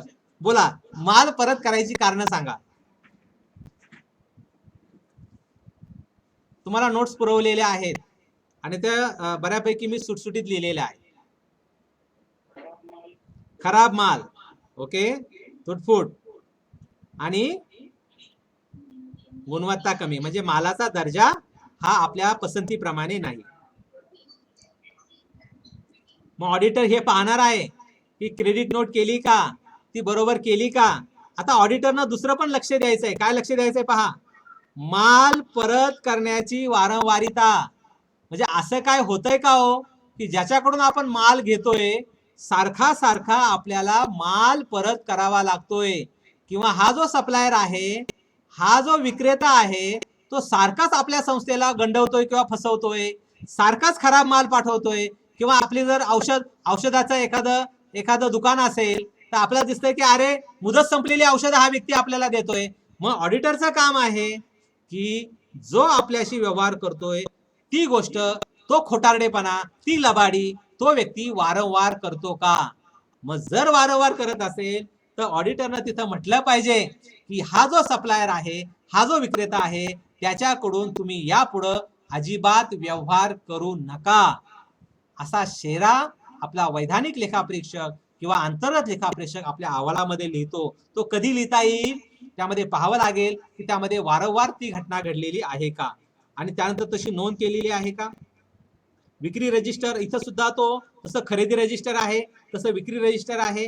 विक्री रोजकीर्द पाहणार आहे, त्यामध्ये ती नोंद झालेली आहे का विक्रीची. ग्राहकाच्या खात्याला उधारी खाता असेल, रोख खाता असेल, त्याची नोंद झाली का. मागणी नोंद वही काय केली का. अंतर्गत तपासणी कशी आहे, चेक कसं होतंय की एखादा सेवकच तो माल घरी घेऊन जातोय. चांगलं टेरिकॉटचा कपडा आहे, मग गेला घरी घेऊन. तर अशा पद्धतीने इंटरनल चेक त्यामध्ये महत्वाचा आहे आणि हे ऑडिटरचं काम आहे. ग्राहक खरेदी काय म्हणजे सवलत दिली का, ती व्यवस्थितपणे त्याच्या खात्यामध्ये जमा दिली का. 100 रुपयाची वस्तू आहे, त्याला 10 रुपयाची सवलत दिली, मग त्याचं जे उधार खातं आहे त्यामध्ये त्याला ते जमा द्यावं लागेल. त्याचा जमा न देता तुम्ही इकडे डिस्काउंट म्हणता पण तिकडे त्याच्या खात्याला जमा देत नाही, हे चालणार नाहीये. जसं इकडे कर्जमाफी म्हणता, त्या खात्यात जमा देत नाही, ते चालणार नाहीये. आणि हेच आपल्याला पाहायचं आहे की असं डिस्काउंट दिलं तर आपल्याला त्याच्या खात्यामध्ये तसा व्यवहार केलाय का, किंवा त्याला प्रत्यक्ष त्याचे 100 रुपये त्याकडे घेऊन त्याला 10 रुपये मायनस करून 90 रुपये तुम्ही घेतले का, हे ऑडिटरचं काम आहे. जर एखादा डिफॉल्टर असेल, उदाहरणार्थ उधार विक्री केलेली आहे, बऱ्याचदा ग्राहक भंडार ही बुडीत निघतात, बऱ्याचदा ग्राहक भंडार आपल्या सहकारामध्ये चालत नाहीत.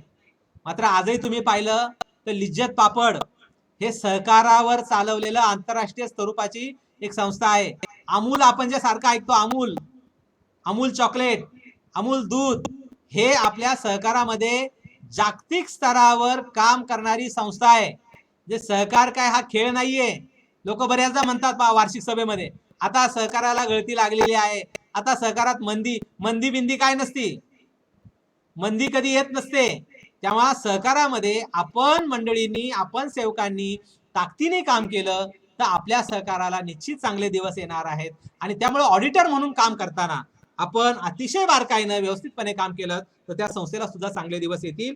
पुढचा मुद्दा आपण पाहतोय, जर एखाद्या ठिकाणी थकबाकीदार असेल तर कारवाई करावी लागेल. उदाहरणार्थ तुम्हाला एक उदाहरण घेऊया की आपण जर राजगुरुनगर मध्ये गेला तर राजगुरुनगर मध्ये सहकारी तत्वावर चालणारा पेट्रोल पंप आहे. जर तुम्ही कृषी उत्पन्न बाजार समितीमध्ये पुण्यामध्ये गेलात तर त्यांचा सुद्धा सहकारी तत्वावर चालणारा पेट्रोल पंप आहे. मग इथं सुद्धा आपल्याला पाहावं लागेल की थकबाकीदारांची यादी काय. मग ते जर म्हटले की साहेब ही मोठी माणसं आहेत, मोठ्या खात्यातली लोक आहेत, आपण कसं त्यांना बोलणार साहेब, तर ते चालणार नाही. हे ऑडिटरचं काम आहे की 1 वर्षाची त्याला प्रभावशाली थकबाकीदार म्हणतात. म्हणजे काय? सहकार आयुक्त कार्यालय 5 लाख, महसूल आयुक्त, विभागीय आयुक्त, थकबाकी किती? पेट्रोलची 25 लाख. मग इथं ऑडिटरचं काम आहे की प्रभावशाली जे थकबाकीदार आहेत ती थकबाकीची यादी पाहणे आणि तशा पद्धतीनं कारवाईची योग्य कारवाई त्या संस्थेने केलेली आहे का, नसेल केली तर विशेष अहवाल आपल्याला करावा लागेल. विशेष अहवालामध्ये आपल्याला 2 अहवाल, एक तर प्रशासकीय अहवाल भाग अ मध्ये लिहावा लागेल ऑडिट रिपोर्ट मध्ये, किंवा फौजदारी अहवाल. हे बघा, हे ऑडिटरला जबाबदारी दिली की ऑडिटरला जर वाटलं कारण नसताना नफा तोट्याला परिणाम होतोय, संस्था काहीच करत नाहीये, कोट्यावधी रुपयाची थकबाकी झाली, संस्था चालणार कशी? आणि अशा वेळी आपल्याला थकबाकीदारी ग्राहकांची यादी काढावी लागेल, त्याच्यावर कायदेशीर कारवाई आपल्याला सुचवावी लागेल. आणि मग बऱ्याचदा असं होतं की लिमिटेशन ऍक्ट आपल्याकडे आहे 1963 चा कायदा, ज्या रकमा चलसंपत्तीच्या बाबतीमध्ये, उदाहरणार्थ पेट्रोल काय आहे? चलसंपत्ती आहे. ती किती वर्षात परत करावी लागेल वसुली? 3 वर्षात नोटीस पाठवावी लागेल. ती नोटीस पाठवली नाही तो समोरचा व्यक्ती म्हणू शकतो की मी 1 रुपया देत नाही. तुमचे 5 लाख रुपये आहेत ना पेट्रोलचे, 1 रुपया पण देत नाही. आणि कोर्टामध्ये त्या व्यक्तीचा विजय होऊ शकतो. कारण का? आपल्याकडे मुदतीचा कायदा, लिमिटेशन ऍक्ट. जेव्हा आपल्याला चलसंपत्ती वसूल करायची असते तेव्हा 3 वर्षाच्या आत वसुली कारवाई करावी लागेल. जेव्हा आपल्याला अचल संपत्ती बाबत वसुली करायची असते 12 वर्षात कारवाई करावी लागेल. आणि हे ऑडिटरचं काम आहे की थकबाकी काय बुडीत तर होणार नाही ना, हे सुद्धा आपलं काम आहे. पुढे आपण पाहतोय पाणीपट्टी, मालमत्ता कर, हे सुद्धा आपल्याला पाहावं लागेल. पुढे आपण येतोय नफा तोटा पत्रक. नफा तोटा पत्रकामध्ये आपण काय पाहणार आहात पहा. हे आधी आपण बोललेलो आहोत. ताळेबंदातला मुद्दा आपण घेतलाय पहा. बाहेरील कर्जावरील देणे व्याज हे आपल्याला तरतूद करावी लागेल. आयकर असेल, मालमत्ता कर, त्याची तरतूद करावी लागेल. त्यानंतर बाहेरून कर्ज घेतला असेल तर त्यांचं व्याजदर काय आहे, तो योग्य आहे का? समजा एखादी पतसंस्था आहे, त्यांना जर अशा पद्धतीने व्याजाचा दर वाढलेला असेल तर तुम्ही म्हणू शकता की अशा पद्धतीने व्याजाचा दर असला पाहिजे आणि हे ऑडिटरला पाहायचं आहे. त्यानंतर कर्जाचे हप्ते कसे पाडलेले आहेत, संस्थेने ते कर्जाचे हप्ते जिथून कर्ज घेतले, ज्यांच्याकडून, उदाहरणार्थ पतसंस्था असेल आणि समजा जिल्हा बँकेने, पगारदार पतसंस्था आहे, त्याला आपण सॅलरी अर्नर म्हणतो. आता सॅलरी अर्नर बऱ्याचदा जिल्हा बँकेकडून कर्ज घेतात. मग ते हप्ते वेळच्या वेळी फेडलेत का, कर्जाच्या अटींचं पालन केलेलं आहे का, हे सुद्धा आपल्याला त्यामध्ये पाहावं लागेल. आता पुढचा मुद्दा आपण येतोय की नफा तोटा पत्रकामध्ये जे उत्पन्न खातं आहे त्यामध्ये ऑडिटरने काय काय पाहिलं पाहिजे, तर बाहेरील गुंतवणुकीवर मिळालेलं व्याज, लाभांश, कमिशन आले का, सर्व्हिस चार्जेस व्यवस्थित आहेत का, गुंतवणुकीचं धोरण कसं आहे, हे सुद्धा आपल्याला त्यामध्ये पाहावं लागेल. पुढचा आपला जो स्वतंत्र विषय आहे तो आहे ताळेबंद पत्रकाचे लेखापरीक्षण. आणि मला वाटतं आपल्याला ताळेबंदाचा जो मुद्दा आहे तो आपल्या, म्हणजे जे काही आपण आता पुढं 10 ते 15 मिनिटं बोलणार आहोत किंवा 5 वाजेपर्यंत किंवा 5:15 जे काय असेल ते, हे बोलत असताना शेवटचा जो मुद्दा आहे तो आहे ताळेबंद पत्रकाचे लेखापरीक्षण. आपल्या संस्थेचा, आपल्या बँकेचा सुद्धा स्वतःचा ताळेबंद आहे. आणि मग ताळेबंदामध्ये असं काही नाही की बाबा एखादा बीकॉमच असला पाहिजे, एखादा चार्टर्ड अकाउंटंट असला पाहिजे, तर सहजपणे लेखापरीक्षक म्हणून आज जर तुम्ही पाहाल तर भारताचा जो नियंत्रक आणि महालेखापरीक्षक आहे, कॉम्प्युटर ऑडिटर जनरल, तो व्यक्ती सुद्धा ग्रॅज्युएट आहे. जो UPSC मधून नेमला जातो तो व्यक्ती काय बीकॉम नाहीये. मग लेखापरीक्षक होणं हे काही विशिष्ट लोकांची मर्यादा नाही.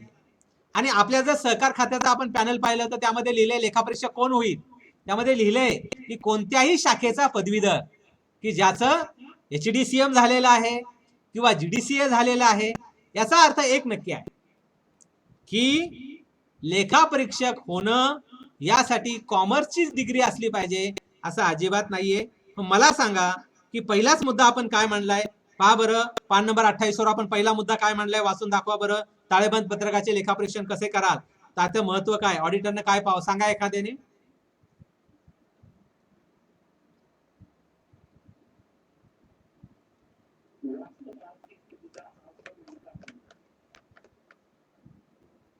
तो एक आरसा आहे. आणि आरशामध्ये पाहिल्यानंतर आपलं प्रतिबिंब आपल्याला दिसतं. तशाच पद्धतीनं संस्था कशी आहे हे पाहण्यासाठी त्या संस्थेचा ताळेबंद पाहायचा. संस्थेचं संचालक मंडळ कसं आहे, संस्थेचा सेवक वर्ग कसं काम करतोय, यासाठी ऑडिटरला वेगळं पाहायची गरज नाही. आणि त्यामुळं ताळेबंद म्हणजे संस्थेची कुंडली आहे. काही सांगायची गरज नसते, ताळेबंद बोलतो. पहा बरं, साधारणपणे ऑडिटर देणे बाजूला काय पाहतात, बाहेरून कर्ज घेतली असतील, एक सहज आपण बोलूयात. ही पानं तर आपल्याला वाचायचीच आहेत, पण समजा ताळेबंदाच्या दोन बाजू असतात, एक देणे बाजू आणि दुसरी काय आहे तर येणे बाजू. एक लायबिलिटी साइड आणि एक आहे ऍसेट साइड. आता एक ऑडिटर म्हणून आपल्याला काय पाहायचंय, पहा. समजा पहिला मुद्दा येतोय वसूल भाग भांडवल, ते व्यवस्थित आहे का, प्रवेश फी घेतली का, शेअर जमा केलाय का, शेअर दिल्यानंतर 2 वर्षात तो मतदार यादीत जातो, मग शेअर जमा केला आणि लगेच महिनाभरानं मतदार यादीत घेतला, सहकार कायद्याचं उल्लंघन आहे, हे आपल्याला पाहावं लागतं. प्रवेश फी आली की बरोबर त्या दिवशी किती शेअर्स कपात केलेली आहे, शेअर्स कपातीपोटी किती रक्कम आपल्याकडे जमा आहे. त्यानंतर ठेव, समजा आपण ठेव स्वीकारली, ठेवीच्या मर्यादा काय आहेत, ठेवीचे प्रकार काय आहेत, त्याचा व्याजदर व्यवस्थित आहे का. मग एबीआर आणि एएलआर, म्हणजे जेव्हा आपण एबीआर आणि एएलआर हे पाहतो त्या पद्धतीने ठेवीचा व्याजदर ठरवलाय का. त्यानंतर ठेवीचे प्रकार कोणते आहेत, समजा देणे रक्कमा असतील तर नियम 49 प्रमाणे देणे रकमेच्या तरतुदी केल्यात का. मग ऑडिट फी आहे, मालमत्ता कर आहे, जीएसटी आहे, इन्कम टॅक्स आहे, बोनस आहे, बक्षीस आहे, याच्या तरतुदी केलेल्या आहेत का. त्यानंतर देणे रकमा कोणत्या कोणत्या आहेत ज्या खर्ची पडलेल्या नाहीयेत. उदाहरणार्थ समजा आपण आगीचा आणि चोरीचा विमा काढलेला आहे, मात्र आपल्या नफा-तोटा पत्रकात खर्च पण नाहीये, ताळेबंदात देणे पण नाहीये. मग ते म्हणतात साहेब आम्ही फक्त करार केलाय, अजून त्यांचा आम्हाला ते करायचं आहे. इथं आपल्याला ऑडिटरला पाहायचं आहे, ताळेबंद किती पण चांगला नटून नटून आपल्या पुढे आलेला असला तरी त्या झाच्यावर ऑडिटरनी जायचं नाही.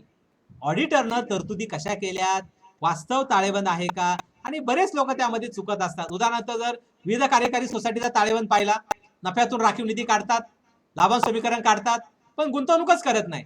मला सांगा, संस्था जर डब घायला आली तर ज्यांनी आपल्याकडे शेअर्स गुंतवलेले आहेत त्यांना देण्यासाठी राखीव निधी आहे. तो जर स्वतंत्र गुंतवणूक केल्या नसेल तर संस्था अपयशी आहे, हे ऑडिटरनी पाहायचं आहे. त्यामुळं सगळे व्यवस्थित निधी काढलेत का. जेव्हा आपण ताळेबंदाच्या येणे बाजूला काढतो, येणे बाजूला पाहतो, रोख शिल्लक व्यवस्थित आहे का. मग रोख शिल्केमध्ये रोख शिल्केचं उल्लंघन झालंय का.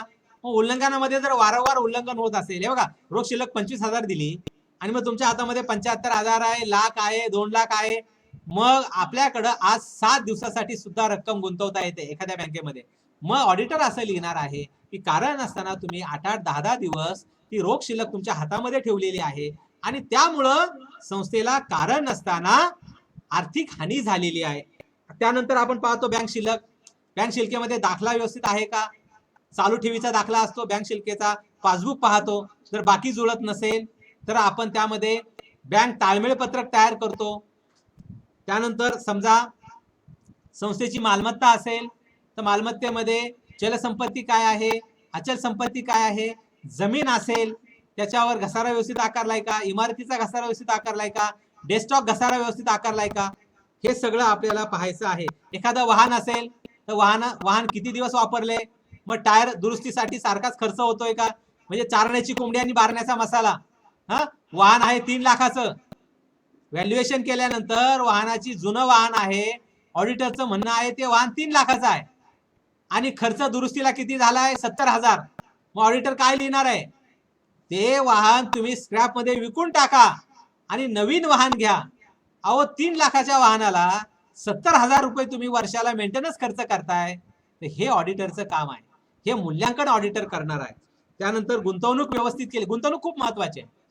हे बघा, ठेव 100 रुपयाची घेतली तर आपल्याला आपल्या SLR प्रमाणे स्टॅट्युटरी लिक्विडिटी रेशो आपल्याला 25% बाहेर गुंतवणूक करायची आहे. मग गुंतवणूक कुणाकडे करतोय, उदाहरणार्थ एखादी पतसंस्था असेल तर त्यांनी नाबार्डचे बॉन्ड खरेदी करावेत, एखादी जिल्हा बँक असेल तर त्यांनी राष्ट्रीयकृत बँकेमध्येच पैसे ठेवावेत, आणि एखादा ग्राहक भांडार असेल तर त्यांनी जिल्हा बँकेशीच व्यवहार करावेत, एखादी विविध कार्यकारी सोसायटी असेल तर त्यांनी जिल्हा बँकेशीच व्यवहार करावेत. मात्र त्या जिल्हा बँकेला अवर्ग पाहिजे. मग ज्या जिल्हा बँकेला अवर्ग नसेल अशा जिल्हा बँकेने इतर नागरी बँका किंवा ज्या पात्र बँका आहेत त्यामध्ये पैसे ठेवावेत हे ऑडिटरने लिहायचं आहे. त्या नागरी बँकेला अवर्ग आलाय का, रिझर्व्ह बँकेने त्याचं ऑडिट केलंय का, त्यामध्ये रिझर्व्ह बँकेने पण अवर्ग दिलाय का, आणि रिझर्व्ह बँकेने जरी अवर्ग दिला तरी ऑडिटरनं हे खात्री करायची आहे की ती बँक ही ताकदवान आहे का, आपल्या गुंतवणुकी सुरक्षित आहे का. त्याचं शिल्लक मालाबद्दल आपण बोललो, व्यवस्थित ताळेबंदात लिहिलेलं आहे का, आपण येणी लिहितोय पण बरोबर येणी मांडलेली आहेत का, खरोखरच ते येणं आहे का, हे सगळं आपल्याला त्यामध्ये पाहावं लागेल. आणि त्यामुळं पान नंबर 28 ते जे काही आपल्याला दिलेलं आहे 30 पानापर्यंत आपण बोलतोय. त्यामध्ये पुढचा मुद्दा जो आहे, ताळेबंद हा आरसा आहे. ताळेबंद हा विशिष्ट तारखेचा असतो. ताळेबंद उदाहरणार्थ 31/3चा ताळेबंद आपण काढलेला असेल तर त्यामध्ये मूल्यांकन आणि व्हेरिफिकेशन व्यवस्थित केलेलं आहे का. पुढचा मुद्दा आपण पाहतोय, ताळेबंदाचे लेखापरीक्षण करताना ताळेबंदाची जनरल लेजर प्रमाणे आपण बाकी पाहायची आहे, मालमत्तेची बाकी पाहायची आहे, मालमत्तेचं योग्य मूल्यांकन केलेलं आहे का. उदाहरण समजा आपण एक पाहतोय, पहा 500 रुपयाची खुर्ची आपण खरेदी केली. 500 रुपयाची खुर्ची खरेदी केल्यानंतर हा कोणता खर्च आहे, हा भांडवली खर्च आहे का हा महसुली खर्च आहे. बघूयात बरं, सांगा बरं. 500 रुपयाची खुर्ची आपण खरेदी केली, बसण्याची खुर्ची खरेदी केली 500 रुपयाची, लाकडी खुर्ची खरेदी केली. आता हा भांडवली खर्च आहे क्या महसुली खर्च आहे.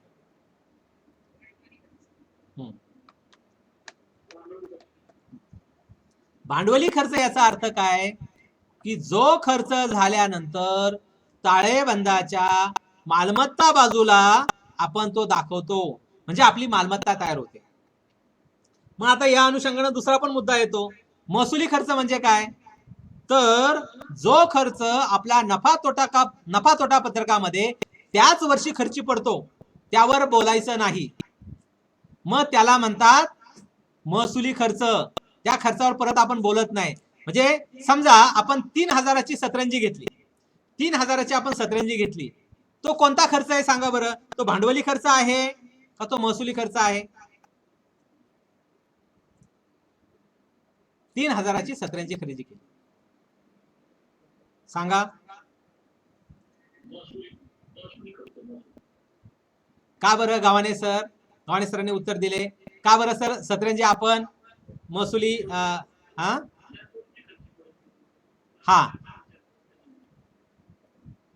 अजून काय सांगता येईल का कुणाला. 3000 रुपयाची आपण सतरंजी घेतली, आता मला जमा खर्च करायचा आहे, मी ऑडिटर आहे, ते मी माझ्या संपत्तीला घेऊ, मालमत्तेला घेऊ, की माझ्या नफा तोटा पत्रकामध्ये महसुली पत्रकात टाकू. महसुली पत्रकात टाकू का ताळेबंदात टाकू. सोप्या भाषेत सतरंजी घेतली, नफा तोट्याला खर्च टाकू का ताळेबंदामध्ये मालमत्ता बनवू. नफा तोट्यात खर्च टाकलं की त्यावर परत बोलायचं नसतं, तो खर्च त्याच वर्षी निघून जातो. आणि ताळेबंदात मालमत्ता बनवली की दरवर्षी त्याच्यावर घसारा आकारावा लागतो. मग सतरंजी खरेदी केली तर तो भांडवली खर्च आहे का महसुली खर्च आहे. एकाने सांगितलं महसुली खर्च, अजून तुमचं काय मत सांगा.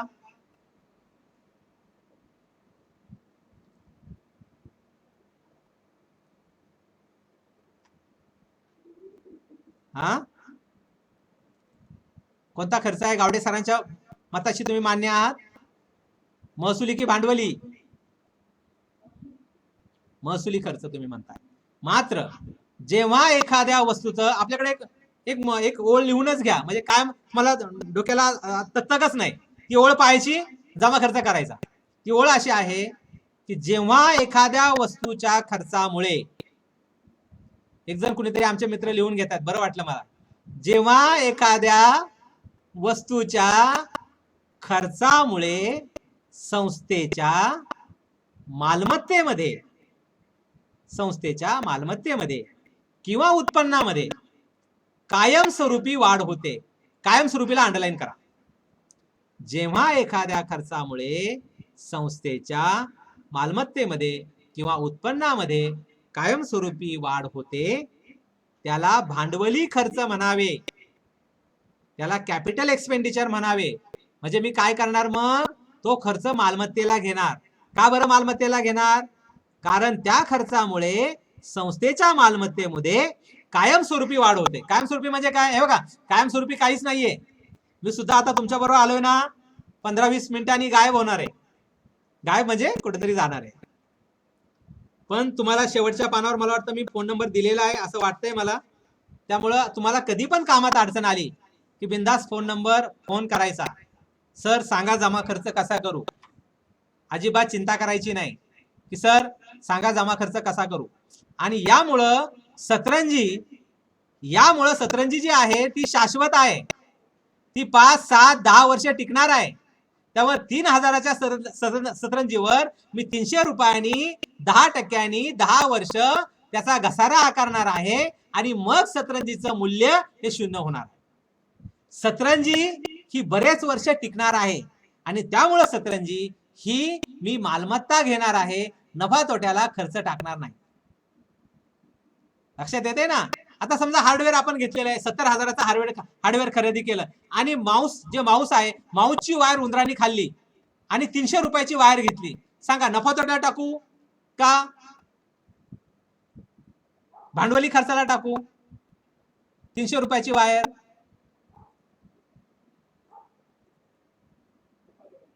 नफा तोटा पत्रकाला टाकणार आहे, कारण त्या गोष्टीसाठी मी पूर्वी खर्च केलेला आहे. आता समजा मी मॅनेजर म्हणून बसलेलो आहे आणि आता माझ्या टेबलवर एक काच आहे. काच घेतलेली आहे मी 7,000ची किंवा 5,000ची काच घेतली. आता ही काच मी नफा तोट्याला टाकू की मालमत्तेला टाकू? सांगा बरं. काच घेतलेली आहे, टेबलवरची काच खूप महागडी आहे, 3,000ची आहे. कोण भांडवली? तर भांडवली नाहीये, कारण आपण एक मंत्र आता पाहिला की ज्या खर्चामुळे संस्थेच्या मालमत्तेमध्ये किंवा उत्पन्नामध्ये कायमस्वरूपीला अंडरलाईन केलंय आपण. काच ही कायमस्वरूपी नाहीये, काच ही पेरिशेबल आहे म्हणजे नाशपात्र आहे. मग काच जरी 3,000ची असली तरी ती नफा तोट्याला मी टाकणार आहे. लक्षात येते ना. मालमत्तेमध्ये कायमस्वरूपी याचा अर्थ कसा समजून घ्यायचा आहे. आता उंदराचा पिंजरे घेतले, खूप उंदरं झालीत आपल्या बँकेत आणि मी उंदराचे पिंजरे घेतले. किती रुपयाचे? 20,000चे. आणि मग ऑडिटर आपल्या टीका मारतायत. मग त्याच्याकडे चलन आलं, उंदराचे पिंजरे 30,000. किती रुपये आले मला सांगा? 30,000चे उंदराचे पिंजरे. हे पिंजरे मालमत्तेला घेणार की नफा तोट्याला घेणार? सांगा. अरविंदजी बोला. नफा तोट्याला घेणार का? त्याचं कारण असं की उंदराचे पिंजरे नफा तोट्याला घेणार, स्टेशनरीला घेणार का? अरविंदजी स्टेशनरीला घेणार का? बोला. हे बघा आपल्याकडे मुद्दा आलाय की जी उंदरं आहेत ती स्टेशनरी खातायत. हे बघा मुद्दा काय बघा, ऑडिटर ऑडिट करतायत, उंदरं स्टेशनरी खातायत. मग स्टेशनरी तर वाचवावी लागेल, कागद वाचवावी लागतील, म्हणून मला पिंजरे घ्यायचे. आता स्टेशनरी खर्च हा नफा तोट्याचा खर्च आहे.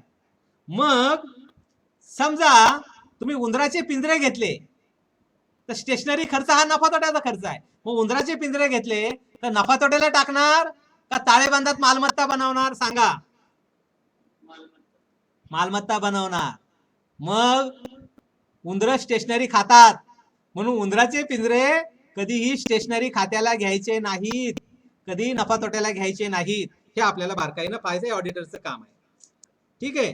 तुम्हाला उदाहरणं दिलीत. 500 रुपयाची खुर्ची घेतली, काय चलन बनेल पहा. फर्निचर डेस्कटॉप खाते नावे आले का आणि रोख खाते जमा. पेज नंबर 28 आले का आपल्याकडे? पहा पेज नंबर 28 बघ बरं. वरती इथं काही दिला, त्याच्या आधीचं पेज नाही आलं का? जाऊ दे.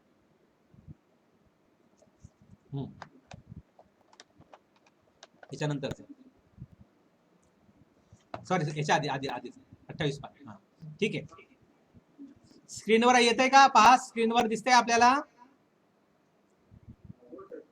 ताळेबंद पत्रकाचे विश्लेषण. यामध्ये उदाहरण आपण पाहतोय. पुढे जा. उदाहरण. ठीक आहे.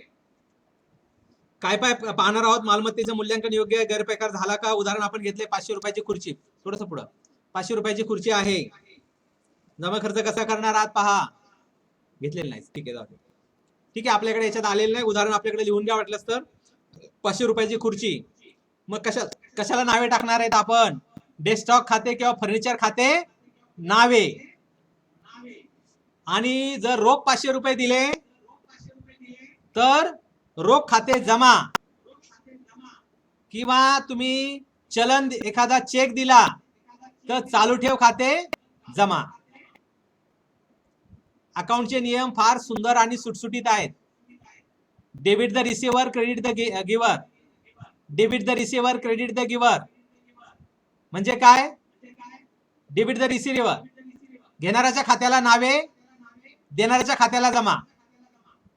उदाहरण घ्या, किंवा समजा तुम्हाला शेअरची रक्कम 100 रुपये दिली. शेअरची रक्कम तुमच्या संस्थेमध्ये भागाची रक्कम भरली. पहिला मंत्र काय आहे अकाउंटचा? जगामध्ये कुठेही जा, 3च अकाउंटचे मंत्र आहेत. पहिला मंत्र आहे घेणाऱ्याच्या खात्याला नावे, देणाऱ्याच्या खात्याला जमा. समजा 100 रुपये शेअरची रक्कम तुमच्याकडे जमा झाली. मंत्र काय आहे? घेणाऱ्याच्या खात्याला नावे आणि देणाऱ्याच्या खात्याला जमा. देणारा कोण आहे? आपला सभासद आहे. सभासदाच्या खात्याला जमा म्हणजे भाग खात्याला, वसूल भाग भांडवल खात्याला जमा. मग नावे कशाला जाईल? रोख शिल्लक वाढलेली आहे आणि त्यामुळं इथं चलन बनवताना वसूल भाग भांडवल खाते जमा, सभासद वसूल भाग भांडवल खाते जमा, तर नावे कशाला जाईल? रोख शिल्लकेला नावे. समजा वस्तू घेतली तर वस्तूसाठी कोणता अकाउंट आहे? बघा 3 अकाउंट.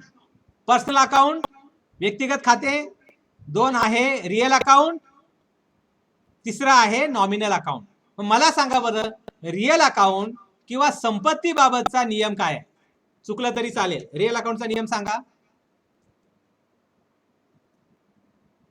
जो येस,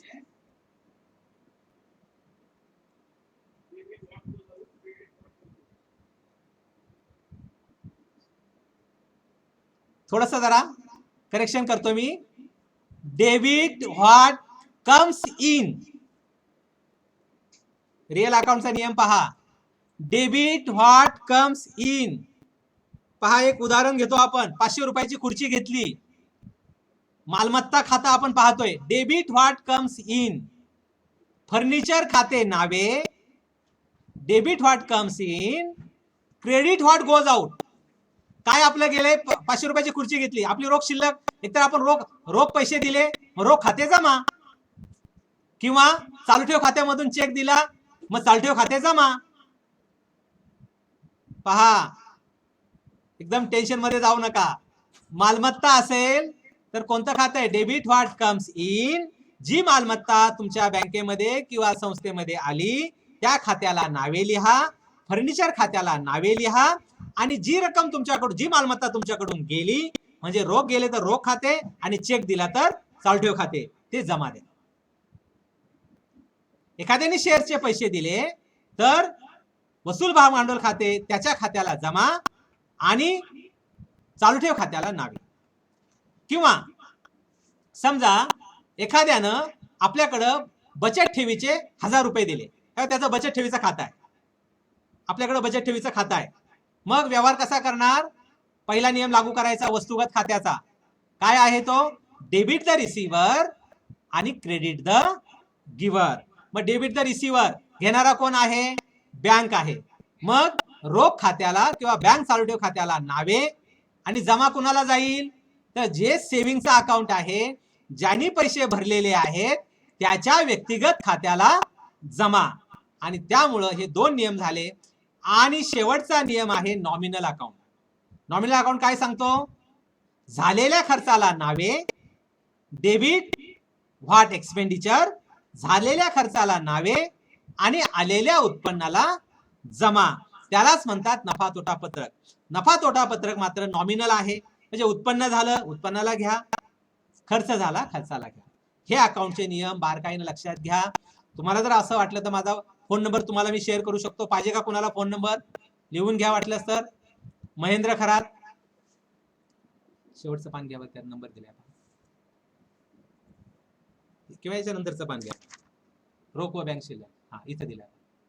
ठीक आहे, ठीक आहे. तर फोन नंबर तुम्हाला मी सांगतोय पहा, 98. हा ठीक आहे पहा, आपल्या स्क्रीनवर दिसतोय का तुम्हाला? स्क्रीनवर दिसतोय का? मी रिपीट करतो वाटल्यास तर. सगळ्यात सुरुवातीला पहा 989860108419 आणि सुदैवाने जर पीडीसी बँकेचे लोक असतील तर अजून एक वेगळी ओळख, माझी मिसेस पण पीडीसी बँकेत आहे. मला ती सकाळीच म्हटली, काय सारखं सारखं वाचता म्हणली तुमच्या बुद्धीवर परिणाम झालाय. म्हटलं का बाबा? म्हणे इतके वर्ष एवढं वय झालं तरी तुम्ही सारखं ते लिहिताय वाचताय, मला वाटतं तुमच्या लक्षातच राहत नाही. तर अशी पीडीसी बँक माझ्या घरी पण आहे. वेगळी ओळख सांगतो, पीडीसीसी बँक माझी मिसेस चिंचवड शाखेला आहे. त्यामुळे ती सकाळीच मला म्हटली की तुम्हाला ध्यान जागेवर नाही, तुमच्या लक्षातच राहत नाही म्हणे. म्हटलं का बरं? गेले 30 वर्ष पाहते तुम्ही तेच लिहून काढताय म्हणे. तर असं आहे. तर पहा पुढे आपण घेतोय आता ताळेबंदाचं परीक्षण 28 पानावरती. हा ठीक आहे. तर आपल्याला ताळेबंदामध्ये गैरप्रकार होणार नाही याचं पाहणी करायचे. पुढचं पान घ्या सर. रोख व बँक शिल्लक. रोख व बँक शिल्लकेमध्ये काय पाहणार आहात? तर 31/3 ची रोख शिल्लक. मग आपण का बरं ऑडिट करताना पण शिल्लक पाहतो? तर आता नवीन जर पाहिलं तर ऑडिटरला आता ज्यावेळेस ऑडिटला जाते त्यावेळेस शिल्लक मोजण्याची आवश्यकता नाहीये. मात्र तुमचं वेगळे, तुमचं कंटिन्युअस ऑडिट आणि वैधानिक लेखा परीक्षण आहे. मात्र संस्थेच्या बाबतीमध्ये जर 19-20चं ऑडिट असेल, 1/4/19 31/3/20, तर जुलै 21ला जर ऑडिटला आला किंवा जुलै 20ला जर ऑडिटला आला तर ती शिल्लक कशी बरं तपासणार? तुमचं त्या काळाचं ऑडिट आहे का? नाही. त्यामुळे सहकार खात्याने नमुना एक सुद्धा बदललाय संस्थेच्या बाबतीत. आता यापुढे रोख शिल्लक मोजायची नाही. तर हे एक मात्र आहे की रोख शिल्लकेचा दाखला पाहायचा आहे. आणि वारंवार जर रोख शिल्लकेचं उल्लंघन होत असेल तर ऑडिटर तुम्हाला विचारणार आहेत की तुम्ही अशी शिल्लक नजीकच्या बँकेमध्ये जाऊन का भरत नाही? कारण नसताना तुम्ही शिल्लक हातावर ठेवताय आणि संस्थेचं त्यामध्ये नुकसान होत आहे. ठीक आहे. तर पुढचा मुद्दा आपण पाहतोय बँक शिल्लक. काय पाहणार आहात बँक शिल्लकेमध्ये? पहा, बँक शिल्लकेमध्ये दोन, एक तर चालू ठेव खातं तुमचं आहे किंवा बचत ठेवीचं खातं तुमचं बँकेमध्ये आहे. यामध्ये आपल्याला जर शिल्लक जुळली नाही तर आपल्याला ताळमेळ पत्रक तयार करावं लागेल. आता ताळमेळ पत्रक म्हणजे काय हो? ताळमेळ पत्रकामध्ये समजा आपण चेक दिलेले आहेत पण बँकेत वटलेले नाहीयेत, मग त्यामुळे आपलं पासबुक आणि आपली रोजकिर्द चुकणार आहे. किंवा बँकेने कमिशन नावे टाकलंय पण आपल्याला ते माहित नाहीये. बँकेने बँक चार्जेस नावे टाकलेत पण आपल्याकडे तो व्यवहार नाहीये. त्यामुळे आपण रिकन्सिलेशन स्टेटमेंट तयार करतो. घ्यायचंय का तुम्हाला? रिकन्सिलेशन स्टेटमेंट आपण तयार करतो. पुढचा मुद्दा घ्या.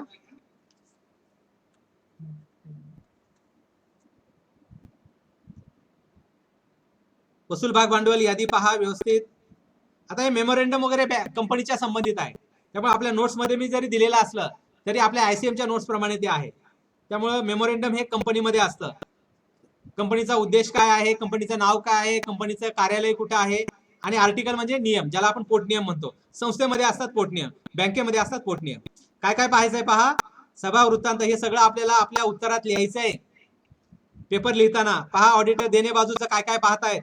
लाभांश रजिस्टर, त्यानंतर कर्ज कुठून घेतलेलं आहे, बाहेरून कर्ज घेतलंय का, ठेव तारणावर कर्ज घेतलंय का, त्यानंतर आकस्मिक काही देणे आहेत का, त्यानंतर दुरुस्तीसाठी काय जमा खर्च करायचे आहेत का, देणे तरतुदी, आगीचा व चोरीचा विमा उतरवलाय काय, देणे तरतूद केले का, त्यानंतर अकाउंटिंग स्टँडर्ड प्रमाणे तरतुदी केल्यात का.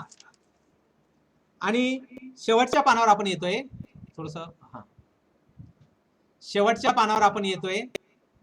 त्यावर माझं व्हिजिटिंग कार्ड देण्याच्या आधी आपण पहिले आपल्याला जे आवश्यक आहे ते पाहूयात. नवीन नियमाप्रमाणे अकाउंटिंग स्टँडर्ड बनवलेले आहेत आणि अकाउंटिंग स्टँडर्ड मध्ये आता हे नवीन आले चार्टर्ड अकाउंट 50 कोटीच्या आतमध्ये असेल तर एस अकाउंटिंग स्टँडर्ड मध्ये आपण जर पाहिलं काय म्हटले बा अकाउंटिंग स्टँडर्ड दिलं आपल्याला 30 पानावर याच्या आधीच्या पानावर. तर जर बँका 50 कोटीच्या जास्त उलाढाल असेल, उलाढाल म्हणजे काय, 33 पत्रक, ज्या बँकांचं 50 कोटीच्या जास्त उलाढाल असेल त्याला आपण लेवल 1 मध्ये घेतलेला आहे. आणि लेवल 2 मध्ये ज्या बँकांची उलाढाल किंवा 33 पत्रक 50 कोटीच्या आत आहे त्यांना लेवल 2 मध्ये घेतलंय. आता यामध्ये संस्था सुद्धा येतात, पतसंस्था सुद्धा येतात. आणि त्यामुळं ऑडिटरनं अकाउंटिंग स्टँडर्ड पाहिलंच पाहिजे, मोघम ऑडिट करू नये यासाठी एएस अकाउंट एएस म्हणजे काय अकाउंटिंग स्टँडर्ड. आता एक उदाहरण दाखवा आपण पाहूया. अकाउंटिंग स्टँडर्ड साधारण पहा, उदाहरण आपण घेतलंय महसुली उत्पन्न आणि महसुली खर्च यासाठी अकाउंटिंग स्टँडर्ड किती नंबर आहे सांगा स्क्रीनवरचं. अकाउंटिंग स्टँडर्डला नंबर काय दिलाय त्यांनी, एकूण एकूण 1 ते 29 आपल्याला अकाउंटिंग ऑडिटर म्हणून पाहायचे आहेत. पहिल्यामध्ये आहे 1 ते 29. आपल्याला जर गुगलवर पाहिलं तर 1 ते 29 मिळून जातील, किंवा आपल्याला आता पुढचा अभ्यासक्रमच तो आहे, आपल्याला हे शिकवलं जाणार आहे. पण साधारण ऑडिट मध्ये आपण पाहूयात की S9 कशा संबंधी आहे, रेव्हेन्यू संबंधी. त्यानंतर मालमत्तेचं जे आपण मूल्यांकन करतो हे कसं करावं, चल संपत्ती आणि अचल संपत्तीचं मूल्यांकन कसं करावं पहा. आता यामध्ये फक्त अचल संपत्तीचं मूल्यांकन दिलंय, डेस्कटॉपचं नाही. मग त्यासाठी अकाउंटिंग स्टँडर्ड किती नंबरचा दिलाय सांगा.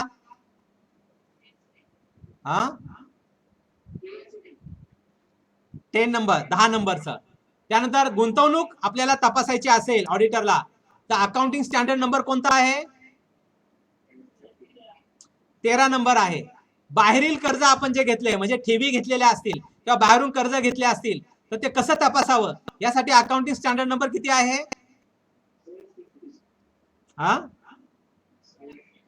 16 नंबर आहे.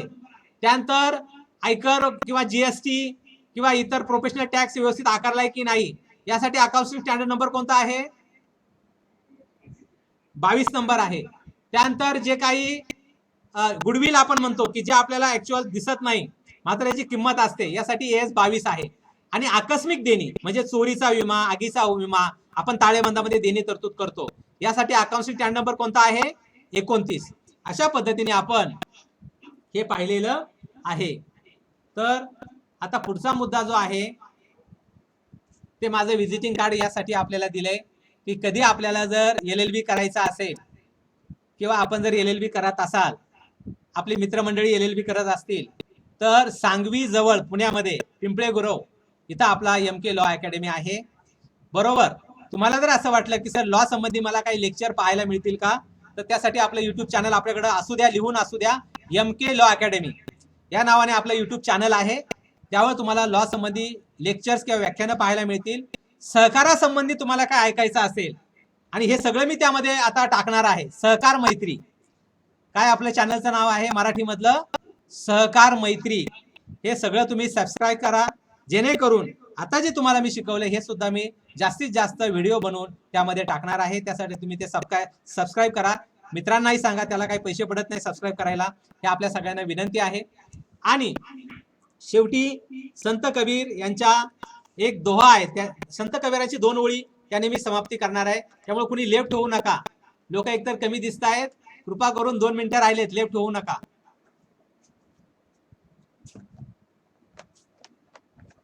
तरी सागर जाधव निघून गेलेच, ठीक आहे असू द्या.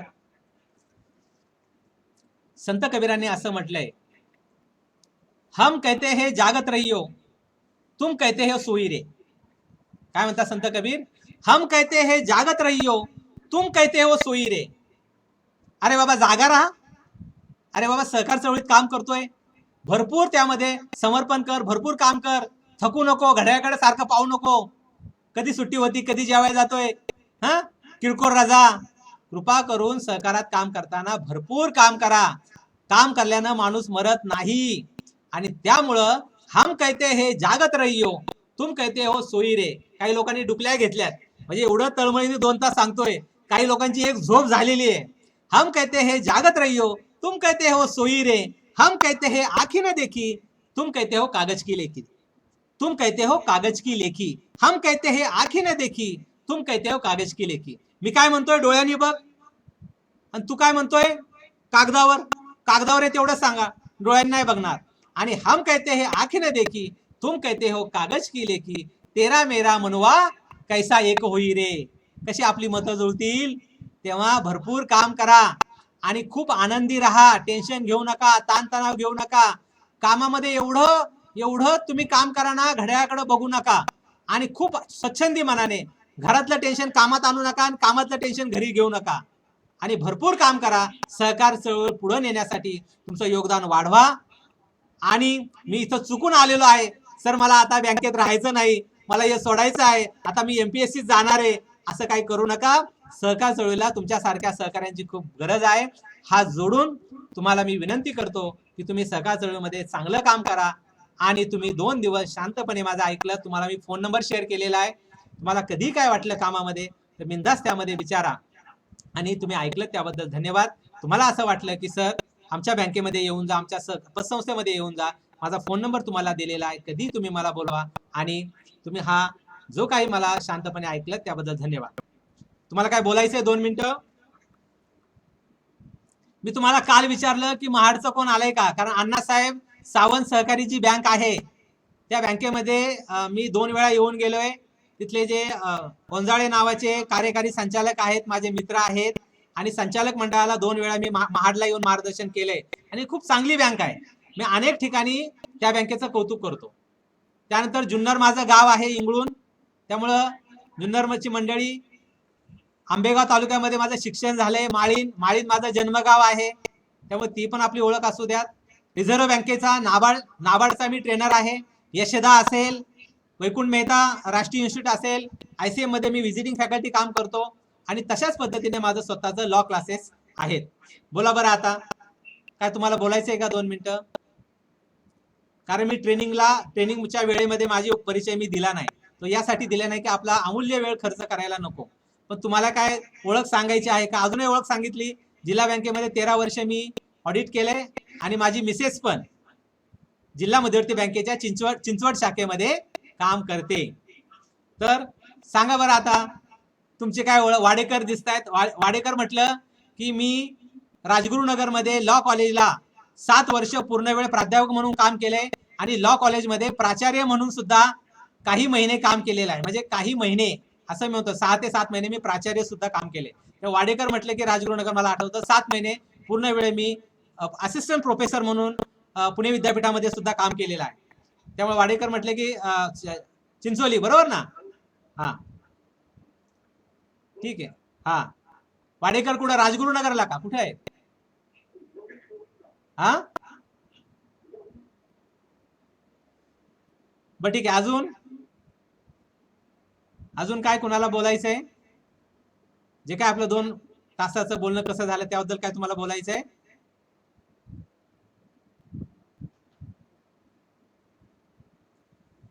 की आता बस करा सर? हा मॅडम, काय बोलायचंय तुम्हाला?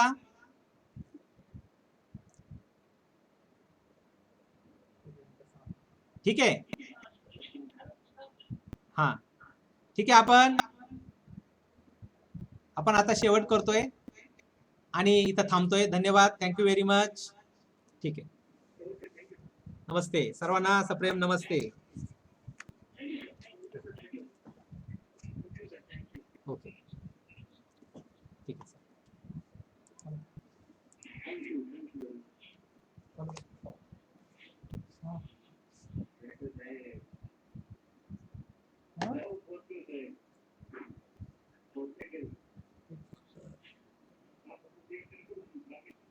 ठीक आहे सर.